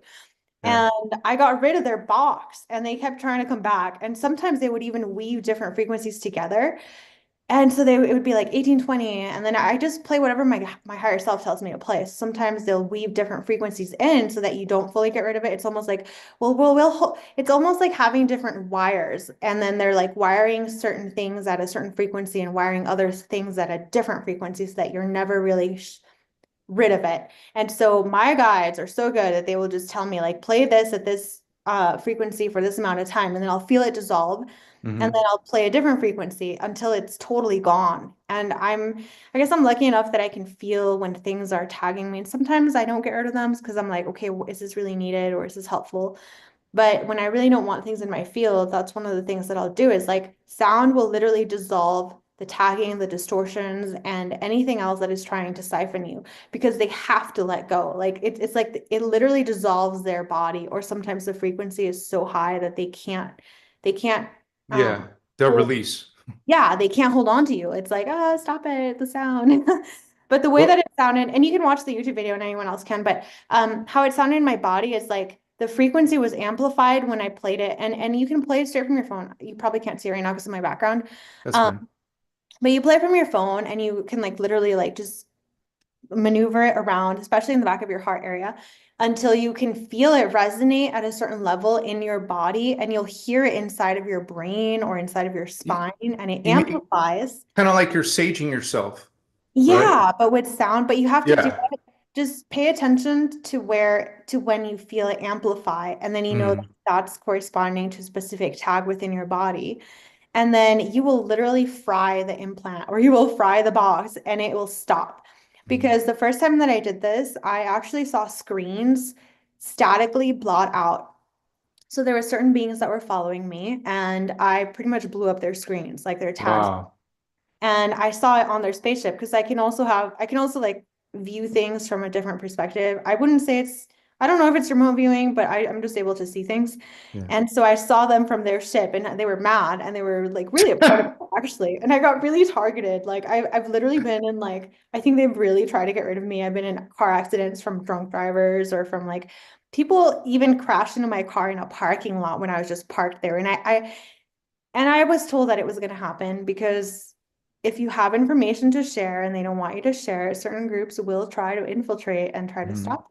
Yeah. But I'm beyond the point where I'm like afraid of it. I'm like, okay, like I already know that that's happening, but But you're, we you're can't stop. also, Can we just work together? Can we like, I just want everybody to work together and I'm sure that there's a way that we can do that. well, you better believe you're also being protected, dear. I Oh, mean, absolutely. That the makes me really good happy. guys, bad guys, dismiss, Yeah. transmute. Mhm. It's Yeah. it's a conviction, it's a will, and It you is. It just be is. that Lyran lion, baby. I Totally. know. Yeah. And are you curious about any other race? Because I could talk about like lots of them, but I don't know what people are interested in or what people resonate with. Well, we're getting close to the 2 hour mark. There's a Oh, few questions for you if you don't mind. I was going to ask you really quick. You know James Pover? Sure. Who? James Pover? Oh yeah, let's bring him up. This is about Yes. Okay. Christic symbiosis. Yes, that's my favorite group for Christic Yeah. studies. Christic symbiosis. It's Christic symbiosis triple A is what he goes by. And I want to, Facebook. he's got a huge BitChute video channel. Indigo Wizard, please post it. One of my moderators. Oh, cool, cool. Because you can't really post that many videos on YouTube. They get taken down. So, Yeah, he also has a YouTube, but he's one of the people who's he also has a crystal choir and I've been part of it sometimes. Like I said, my voice isn't like super beautiful, but it's fun for me to sing. It actually gets better when I get very happy. But he's very good because when he weaves it together, he has a lot of recordings of the ancient Anuhazi language songs which I can remember sometimes, and I can literally tell how it corresponds to your DNA. So Mhm. when he's doing the crystal choir, which he has a lot of recordings of, including Ashayana's work as well, but I've felt it activate my DNA on the shield. So there's the indigo shield. I don't know if your audience knows about it. It's like The Maharic seal? the Maharic seal, the indigo shield. Like, yeah. So we all have like angelic humanity. There's at least 12 strands for that Yeah. angelic humanity was designed to carry. And let's say that they're on a shield and the programming is at the core of the earth. And we, as carriers of that shield, we're connected to that, especially when we activate it. And so when you listen to specific tones and frequencies sung in a specific manner, it activates the shield, which is really your DNA. So it starts to activate your DNA to deprogram from false light, from all kinds of distortions. And then you have the ability, it's almost like, I want to say like psychic surgery, where you can literally splice the DNA, activate it to wake up and direct it to reconfigure itself the way that it was meant to. And I can see and feel this with some of the songs that Ashayana came up with from the Anuhazi language. Yeah, it's very And I think, powerful. yeah, it is. So he's one of the people that has a lot of songs that correspond that you could just go and listen to and see how it interacts with your own light body, see if it activates you. But just from me having like my gifts just turned on in that way, and I don't even want to say gifts, it's like the natural DNA that we all carry. Yeah. I can see it and I can see how it activates, and it also brings in a lot of bliss. But what it does is like it helps you to carry the currents of that specific frequency, and then you are the living conduit of light that anchors it into the earth and onto the planet. And so that's really what we're doing, is like undoing the distortions, reconnecting, reactivating, and helping our DNA to reconfigure itself and reconnect the 12 strands at least to anchor that into the planet so that the planet can then activate as we help it to carry the frequency from the God realms. It's like if you are connected to the God realms consciously, and you're able to carry and hold that frequency within your own light body field and anchor that into the planet, you're helping the planet to power up. And eventually, when you reach critical mass, it powers up and helps everyone to ascend to a higher reality, which is what we're meant to do. And I really see the planet activating to the level where we can rejoin the councils of free worlds, which is what is Mhm. meant by the whole like Christic architecture and the Cathara. Does your audience know about Cathara? It's like the Yeah. 12 tree grid light Mhm. body. Yeah, not the Kabbalah 10 tree. No, you need at least 12. I mean, that one's nice too, but it's It's not limited. nice. It's actually a dark, twisted occult system, but yeah. Also, yes. Yes, it is. So, but yeah, this is amazing conversation. I have a couple questions. Do you mind? Okay, someone's asking, what's your perspective on indigo children type 3? Okay, so typically how most people would see type 3 is like you have a soul contract where you're helping to rehabilitate multiple souls within one body frame. And so sometimes you can have walk-ins that help the body to be stable enough to do certain things at a certain level, and then another one steps in. But I don't really believe that you have to carry those contracts. I feel like there should really only be one soul per body. So that means that like even if you have a walk-in experience, at some point that other soul goes to the next level, and then you just have one soul per body. Because otherwise it can get more into the realms of like possession and that kind of thing. But I feel like if you do feel like you have an Indigo 3 contract, you can ask for sovereignty and really clear that, because a lot of times it's not an Indigo 3 contract. Because just saying that it's a contract, you feel obligated to continue it, when the reality is that you can say, no, I want one soul per body. So, like, I don't need these extra other souls. Most of the time, they're negative. And the reason why they're negative is because when they're taking control of the body, let's say, they will do things that then the person who has the body has to pay back karmically. And some people don't believe in karma, but I feel like you still have to rebalance some of that energy. So I would say that it still exists on certain levels. And especially when you have an Indigo 3 contract, it can be really difficult to undo some of the choices that those people can make while they're taking control of your body. And then it's better to release the extra souls that don't need to be that don't need to have, let's say, that much access to you. You can let them go and allow them to go to their next phase and then just have one soul per body, which is really what was meant to be. Thank you. Appreciate that. Yeah. Um, Did you have something to say about it, or did you have experience with Indigo 3 contracts? Because I just. well, I know there's some in my family. Oh, yeah. They have obvious signs of, the whole two soul thing, angelic, demonic. It's a battle. But yeah, this is not a walk-in though, dear. It's actually something that's agreed upon. It's called a host matrix. A host matrix is a healing. It's a Nephilim soul essence that they're trying to heal. So the Nephilim will actually regain its 12 strand. It's an ancient Atlantean concept, but yeah, that's Yeah. No, like, and I love that you're telling me about it, but the way that I see it is like I know that there's a contract, but you don't have to do the contract because a lot of times, especially now, it tends to bring people into a very convoluted, like dark space where it's more of a fight than a benefit. And the way when I see like souls being woven together, it comes in through the DNA, and then you don't have two souls. It's more like one soul prepares the body, and then the next soul comes in and really takes over that lifetime more. And then the other one has the chance to continue its journey. So it's almost like it is like hosting, but they're not both in the body at once. I feel like that's kind of distorted, but we can have differing opinions on it. I yeah. feel like it's it's not something you want to continue. If you're aware of it, there's ways to um dissolve those contracts. Here's the next one. What is your idea about if my purpose is to experience generational trauma, how can I stop this? I would say that's coming from the martyr type of programming, which a lot of us have been subjected to. A lot of us are breaking our like the generational curses from our parents, from our mothers, like that kind of thing. And even our grandparents, even really ancient bloodlines, like they might have made soul contracts where they gave their like this many generations into the future, like you can have access to all of my children, And so you can undo that, but it's not.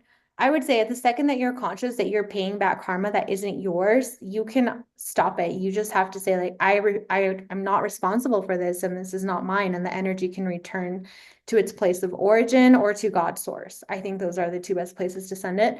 And I would really say that it's coming from like having that martyr complex, which is really like you need to open up to having more self-love so that you can allow yourself to move beyond having to be that martyr, which a lot of us have opted into.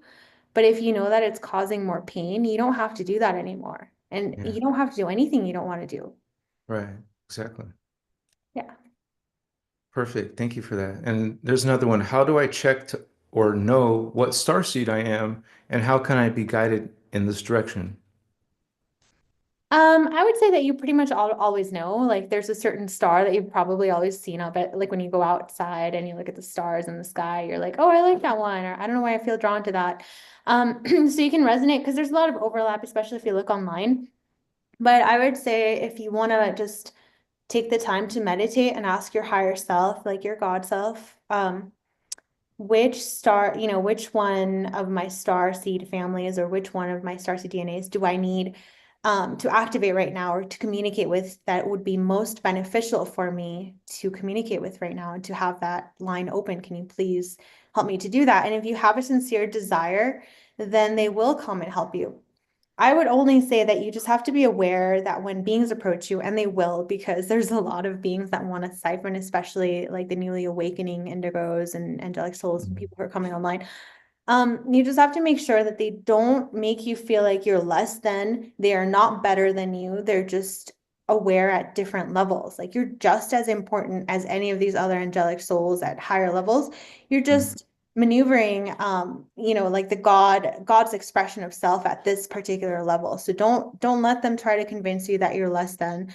Don't let them tell you that you have to do stuff for them that you don't want to do. So you just have to have enough sovereignty to know that if it's not empowering you, or if they're telling you to do things where you're giving more of your power to them than to yourself, then it's probably a dark being.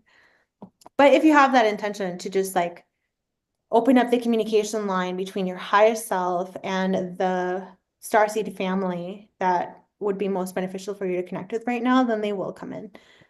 Yeah, I want to say, yeah, that's a intention. Just put that intention, ask that question, go through the, actually, um, like she said, is perfect. Connect to someone that you believe is part of your higher self, um, and just ask, and put that out there, and then it returns back to you, And so that's pretty straightforward. But they also, I would say, opening up higher chakra is the soul level, heart, throat, third eye, that your own soul will tell you. You don't need a psychic to tell you who you are. You don't need someone else to tell you who you are. Go within.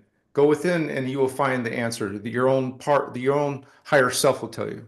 Right? So Yeah, and I would even say like, some people relate to like the eighth chakra up here above your head, or even the 14th chakra. So you could try doing that. Or sometimes the other thing that I really like to do is I go into my heart space and imagine like a sphere of light. And so I will download my consciousness, like a lot of us are in our head. So if you could go from your head to your heart, and then from your heart, imagine yourself going down all the way to the core of the earth.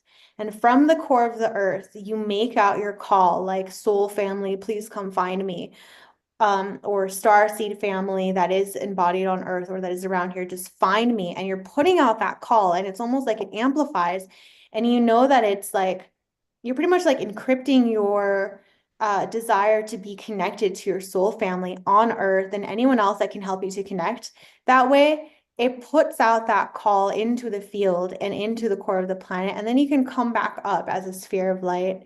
You can also do other things down there, like, clear your field or bring up more energy and put it all into this giant, like, it's almost like powering up, put it into a giant ball of light and then come back up. And you can stop at the shield beneath your feet, or you can just come all the way back up to your heart at least. And then just imagine yourself like knowing that you've already put out that call and it's already in your field and the planet has received it. And if you really want to, you can also go up through the top of your head as far up as you can, like whatever you think is like the God source, or as far up as you can continue to maintain contact with that sphere that is you, and project yourself out there and just say, like, divine soul family that is mine, connect to me now. Or you can just go up to like the 14th chakra, which is like, a few feet above your head, yeah. whatever you feel most comfortable with, and then come back into your heart. I would definitely say always come back into your heart as an anchor point. And then you can stay there and then just know that the call has been made and it's swirling all around your field, and you will be contacted by beings like either human or in your dreams, non-human. And a lot of it is having that conviction that Mhm. will be contacted. I agree, yeah. Yeah. Another one was, how do I forgive my divine partner? Um, I would say like knowing, sorry if you're hearing sounds, I don't know how to stop. I don't hear you. It's fine. Yeah.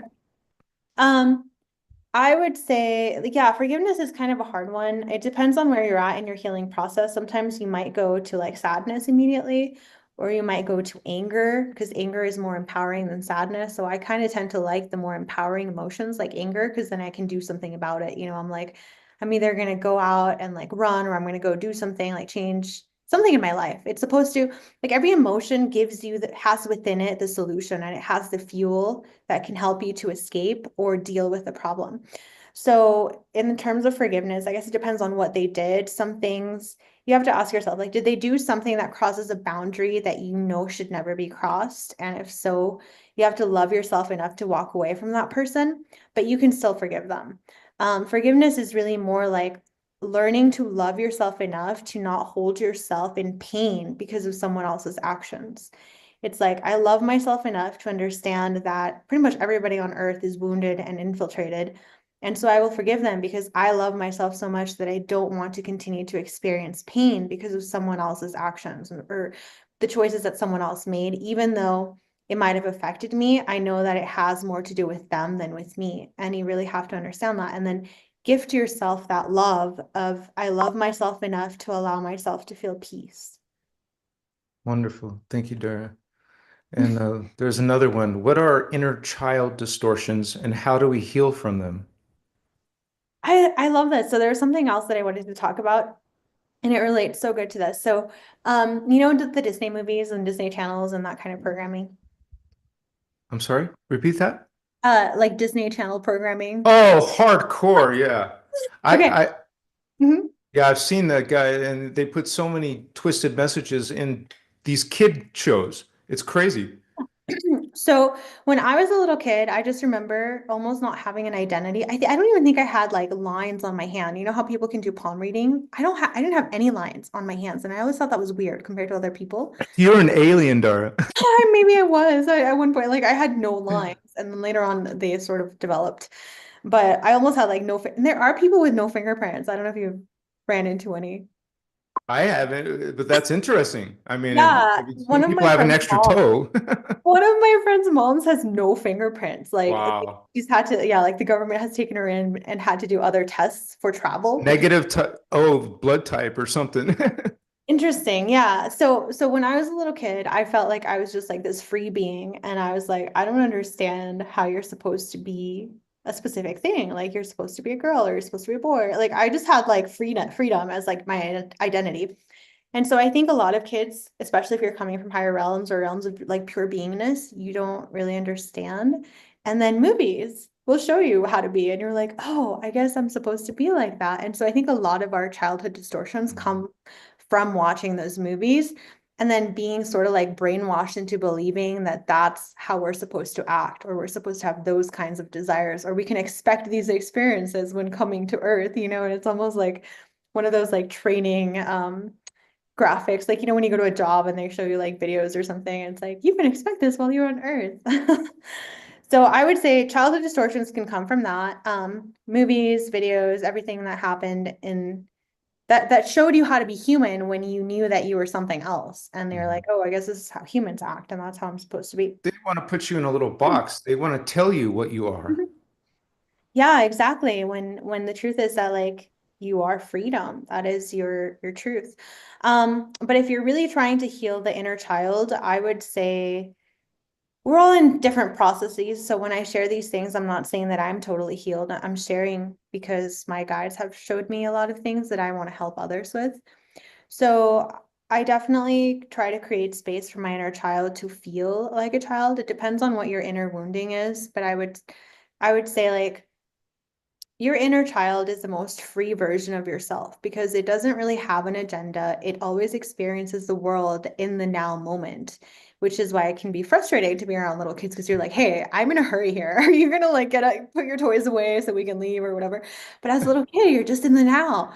And you're like, this is great. And you don't have any resentments. You don't hate people. You don't have any agenda. You're just experiencing everything in this wonderful moment that is existing. Well, it's the parents who are taking the kids out of that. It's Yeah, society taking them out of that. parents and school. Grow up. Don't be a little kid. Don't have imagination. Don't go play all the time. What?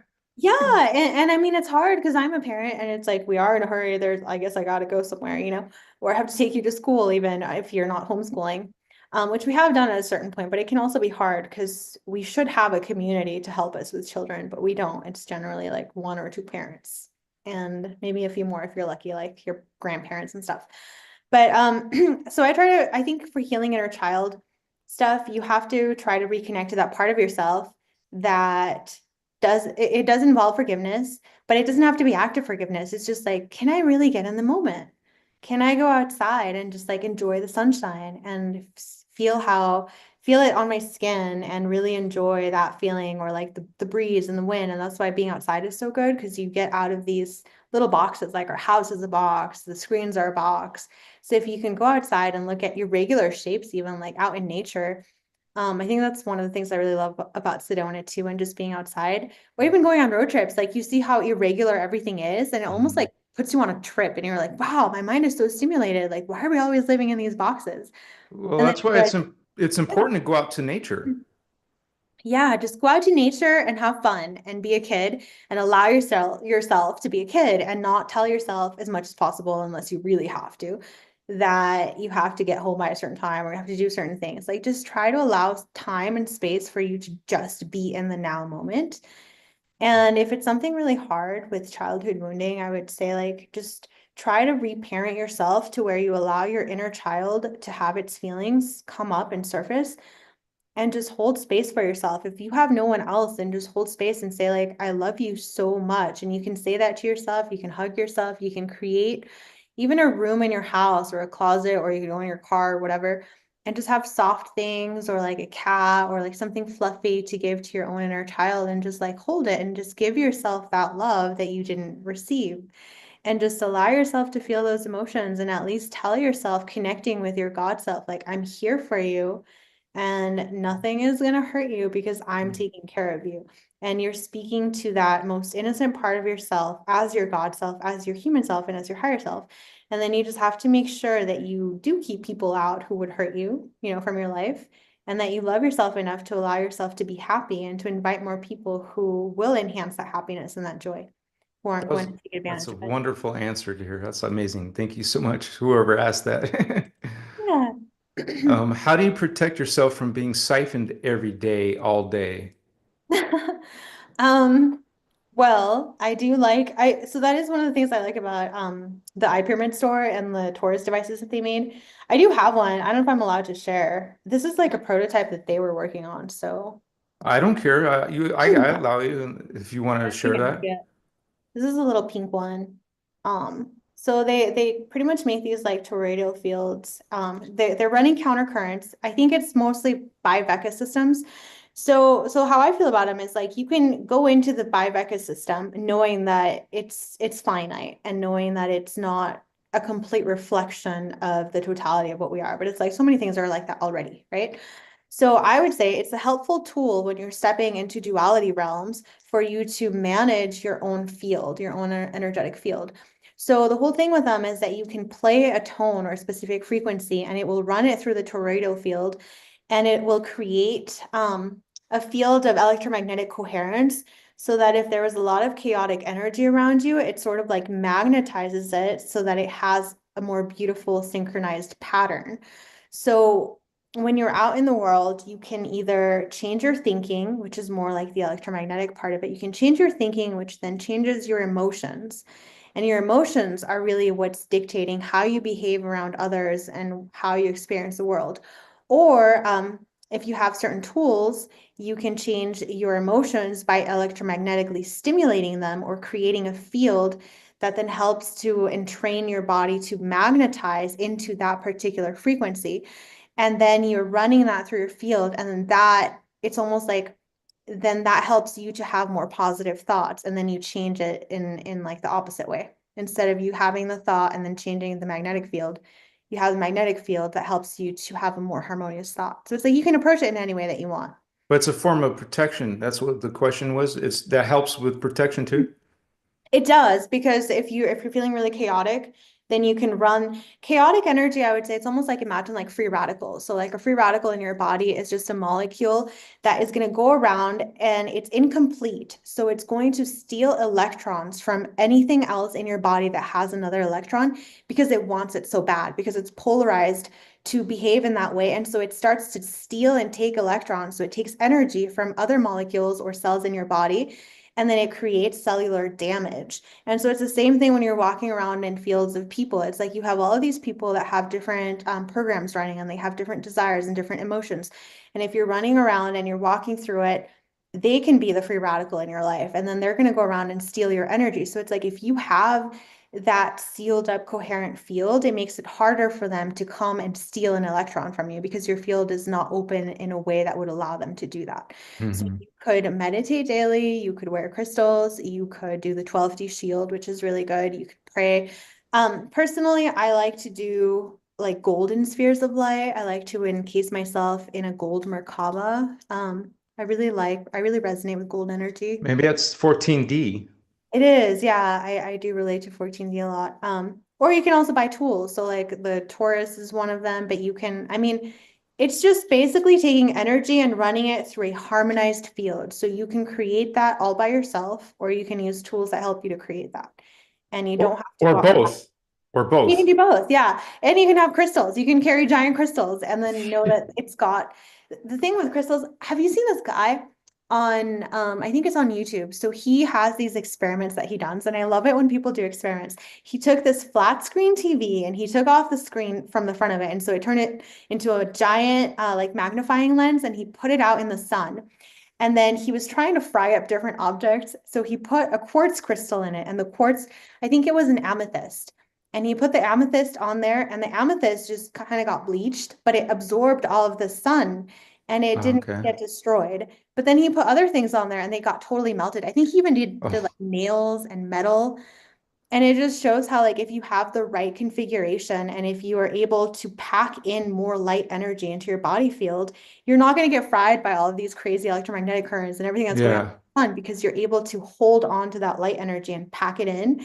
And it just clears you. Like when everybody's freaking out because there's all these electromagnetic fields and like the sun's going crazy and there's all these solar flares, you won't feel it as much because you're just Yeah. able to hold that much more light within your system, and it just easily flushes versus having less of an ability to do that. And then you're more like the nail that just like melts in the hot sun, and then you're just like feeling really terrible. Yeah. But have you seen that guy? I forgot his name. He just does experiments like that. And No, you'll have, when you find it, give me the link. I'll check it okay, out. it's kind of And funny. I'll, It's like one of those little kid videos that you would watch with your child or something, and you're just like, oh, yeah. experiments. I would totally do that if I had like an extra TV or something. Yeah.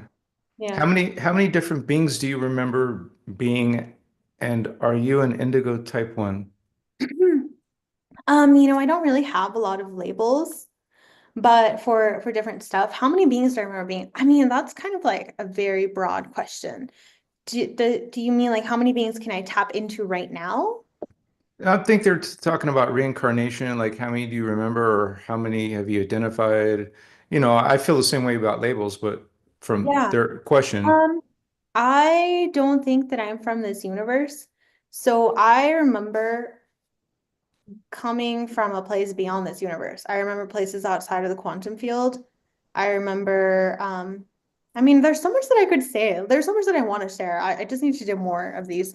But yeah, definitely part I can two. just tap into I could just tap into any one of them like that I really want, I guess. Like I can just tap in. It just depends on Yeah. like what the purpose would be. It's just like take me to Lyra, or like take me to this lifetime. And it's not just you have one lifetime in one system. You have lots of lifetimes Hmm. in one system or in other systems or in multiple systems at once.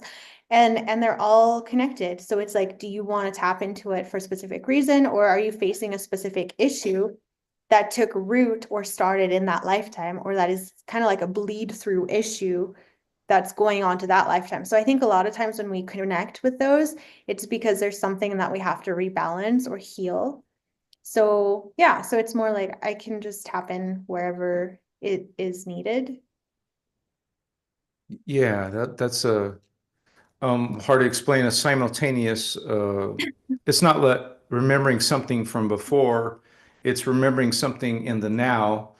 And there would be certain things along your spiritual journey that you'll start to perceive those other selves. And it's not as if you're counting, right? No, There, it's not because you couldn't count. There's so many. right. I will tell you an interesting story about that real quick. It's well, I don't know if you have time, but Go for it. There's no time limit. Go for it. well, I remember asking like at what point did I allow myself to become limited? Like what was the root choice? And I remember this lifetime, and I feel like this might be a little bit controversial or maybe edgy for people, but I remember this lifetime where we were pretty much like electricity. We were this consciousness that didn't really have bodies. We were like a collective of consciousness, and we were just like out in space. And so there were these beings that were having this war or something, and they came in spaceships, and it's almost like they beamed themselves, or they opened up this portal and they came into the space where they were about to die, and their spaceship, which was a living spaceship, like it was going to die as well. They got themselves to this very finite place, and so they asked us, our collective of energy, which was in a very still place in the universe, I want to say, and they said, could we help them? And I remember being part of that collective, and I was like, do they need help? Like, do they actually need help? And so we decided to allow ourselves to come into their ship and power up their ship as electricity, but it's not electricity how we would experience here. It's like a living kind of electricity. And so we powered up their ships, and it was a very symbiotic thing. And we helped them to survive and have enough power to beam themselves out. But what happened is that this other invading group came and beamed themselves in. It's almost like imagine different pockets of reality. So this group had gotten themselves into that particular one where they were about to die, and they like literally ran out of fuel, out of everything, and they were going to die if we didn't help them, they said. So we decided to help them as a collective of energy beings. And then as we did have a small period of time where it was symbiotic, but then this invading group came in, and then they started attacking them. And so the group that we had agreed to help decided to use the power, let's say, or it was a living kind of electricity. And they decided to turn it into a weapon. And so they almost tried to like reconfigure it and alter it to be able to use it as a weapon, which was not the original intention. Mhm. It was almost like we went from being this super free, powerful collective of beings to seeing something else as needing help. So we were seeing them as diminished, which instantly creates that hierarchy and power of like, oh, we have more and we should help them. And I felt like that was a point where it can also be an imbalance to help someone so much, because then you have to experience the opposite. Like, well, who's going to help you? And then you might have a lifetime where you require a lot of help, because that would be balancing it. That would be them paying you back. Maybe not in that lifetime, but in another lifetime. So that's why like balance is such a crazy thing. So I do remember that was like one of the key points where we experienced allowing ourselves to be diminished, because we believed that there was a hierarchy of beings that needed our help versus us who were higher at that point. And there's places where you don't have higher or lower, you just have different levels of awareness, but it's not even levels. It's like different. I see it as like waking up, and it's like imagine you're at the center of an onion, and then you wake up at one level, and that's like one sphere. But then you can wake up at other levels, and that's another sphere. And you wake up and open your eyes at another level, and that's another sphere. And it just continuously expands outwards and inwards. And so it's not like levels that are better or less. It's just Yeah. different awarenesses, different collectives of awareness and individuation, and different ways of relating to itself. Yeah, people have to just remember that we're at one minute. There's only one being, Source God. Everything else is just part of its consciousness downstepping in a time matrix and experiencing all these different levels of itself. And so it could be so many different extraordinary different experiences, like she said, as a form of energy to help some other race out or whatever. This is all God's playground. It's all God's consciousness. It's the unified field of all. And so the dark side wants to turn at one minute into atonement, but we transmute those old paradigms. So it's been an awesome conversation with you, Dara. Could you please share with people how they can find some of your work or where your channels are? I'll also put it in the description, but it'd be great to hear. Yeah, thank you so much for having this conversation. It's been really fun, and we have to do more of these because I have a lot to say, and I'm sure Definitely. I want to hear your stories. And I'm really hoping that you'll come see us at, all of these different conferences that we're doing. Are you not going to come out in July for full disclosure, or Yeah, I'm coming for maybe? sure. It's in 2 weeks, right? In the Well, May there's 20. Contact in the Desert and Full Disclosure, where we could probably immediately meet up. But we can do more stuff in between of those, maybe even more interviews or something. Maybe I can interview you for my podcast, which is very small. Like I said, I was very sabotaged, so it's That's so okay. That's okay. so yeah, so So, they can find me on YouTube. So it's Dhara Akasha is the name of my channel, and then it's the same thing for Instagram and the same thing for Facebook. I'm working on creating a site where I want to help to break down into more digestible chunks a lot of Ashayana's material, but it's not just her stuff. It's like things that I remember that no one else is talking about, things that maybe she fills in certain bits of, but it's like yeah, so I'm working on creating that for people to be able to really anchor in that knowledge and help to awaken to their own highest power and their higher self. so that they know exactly what they're supposed to be doing on the planet. And yeah, so stay tuned for that. And those are my channels, just Dhara Akasha on Instagram, Facebook, or YouTube. Yeah, it's awesome because there's so many. I mean, I've been telling my audience that 2025 is about coming together, collaborating, co-creating, and I think that's what indigos, starseeds, whatever people want to call them, that's what we're meant to do. This is how we change the world. This is how we heal, and I think we even activate each other when we meet each other, or it doesn't even have to be in person, it could be online, but we're still engaged in conversations that we're not finding in our old patterns and old relationships and conversations. So I think this is a great time, have these interviews. We're definitely going to have a part two with Dhara, and just go with the flow and keep on bringing value to this awakening community. So much respect to you, Dhara, and we'll keep in touch. And it's been a great honor. You're doing a great service. I personally think you're brilliant. You surprised me. I didn't know a lot about you, but sure did learn a lot tonight. And it's so great to have other like minds out there reaching out, sharing. It's a great blessing. Thank you Yeah, so much, thank Dhara. you. Thank you so much for having me. I'm so happy that we got to do this, and we'll definitely do it again. And I hope that you come out to full disclosure. I And will. then also come visit us at iPyramids in Sedona and check out James Pover. His channel is really good as well for the Anuhazi language and breaking down also Christic symbiosis, a lot of Ashayana's teachings. Definitely, I'm geared more towards the older material, but feel free to check Yeah, out the newer stuff. yeah. And if anyone has any questions about their light body or anything, they can always message me. I think I'm more present on Instagram as far as Messenger goes, but they could try any of those.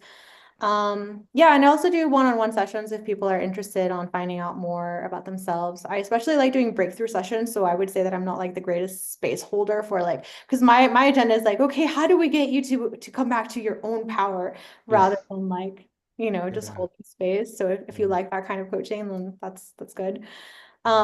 Yeah, but it's been really amazing, and thank you so much for having me. And yeah, I would just want to say that it really is about all of us lighting up the world together because we all carry different activated strands of DNA.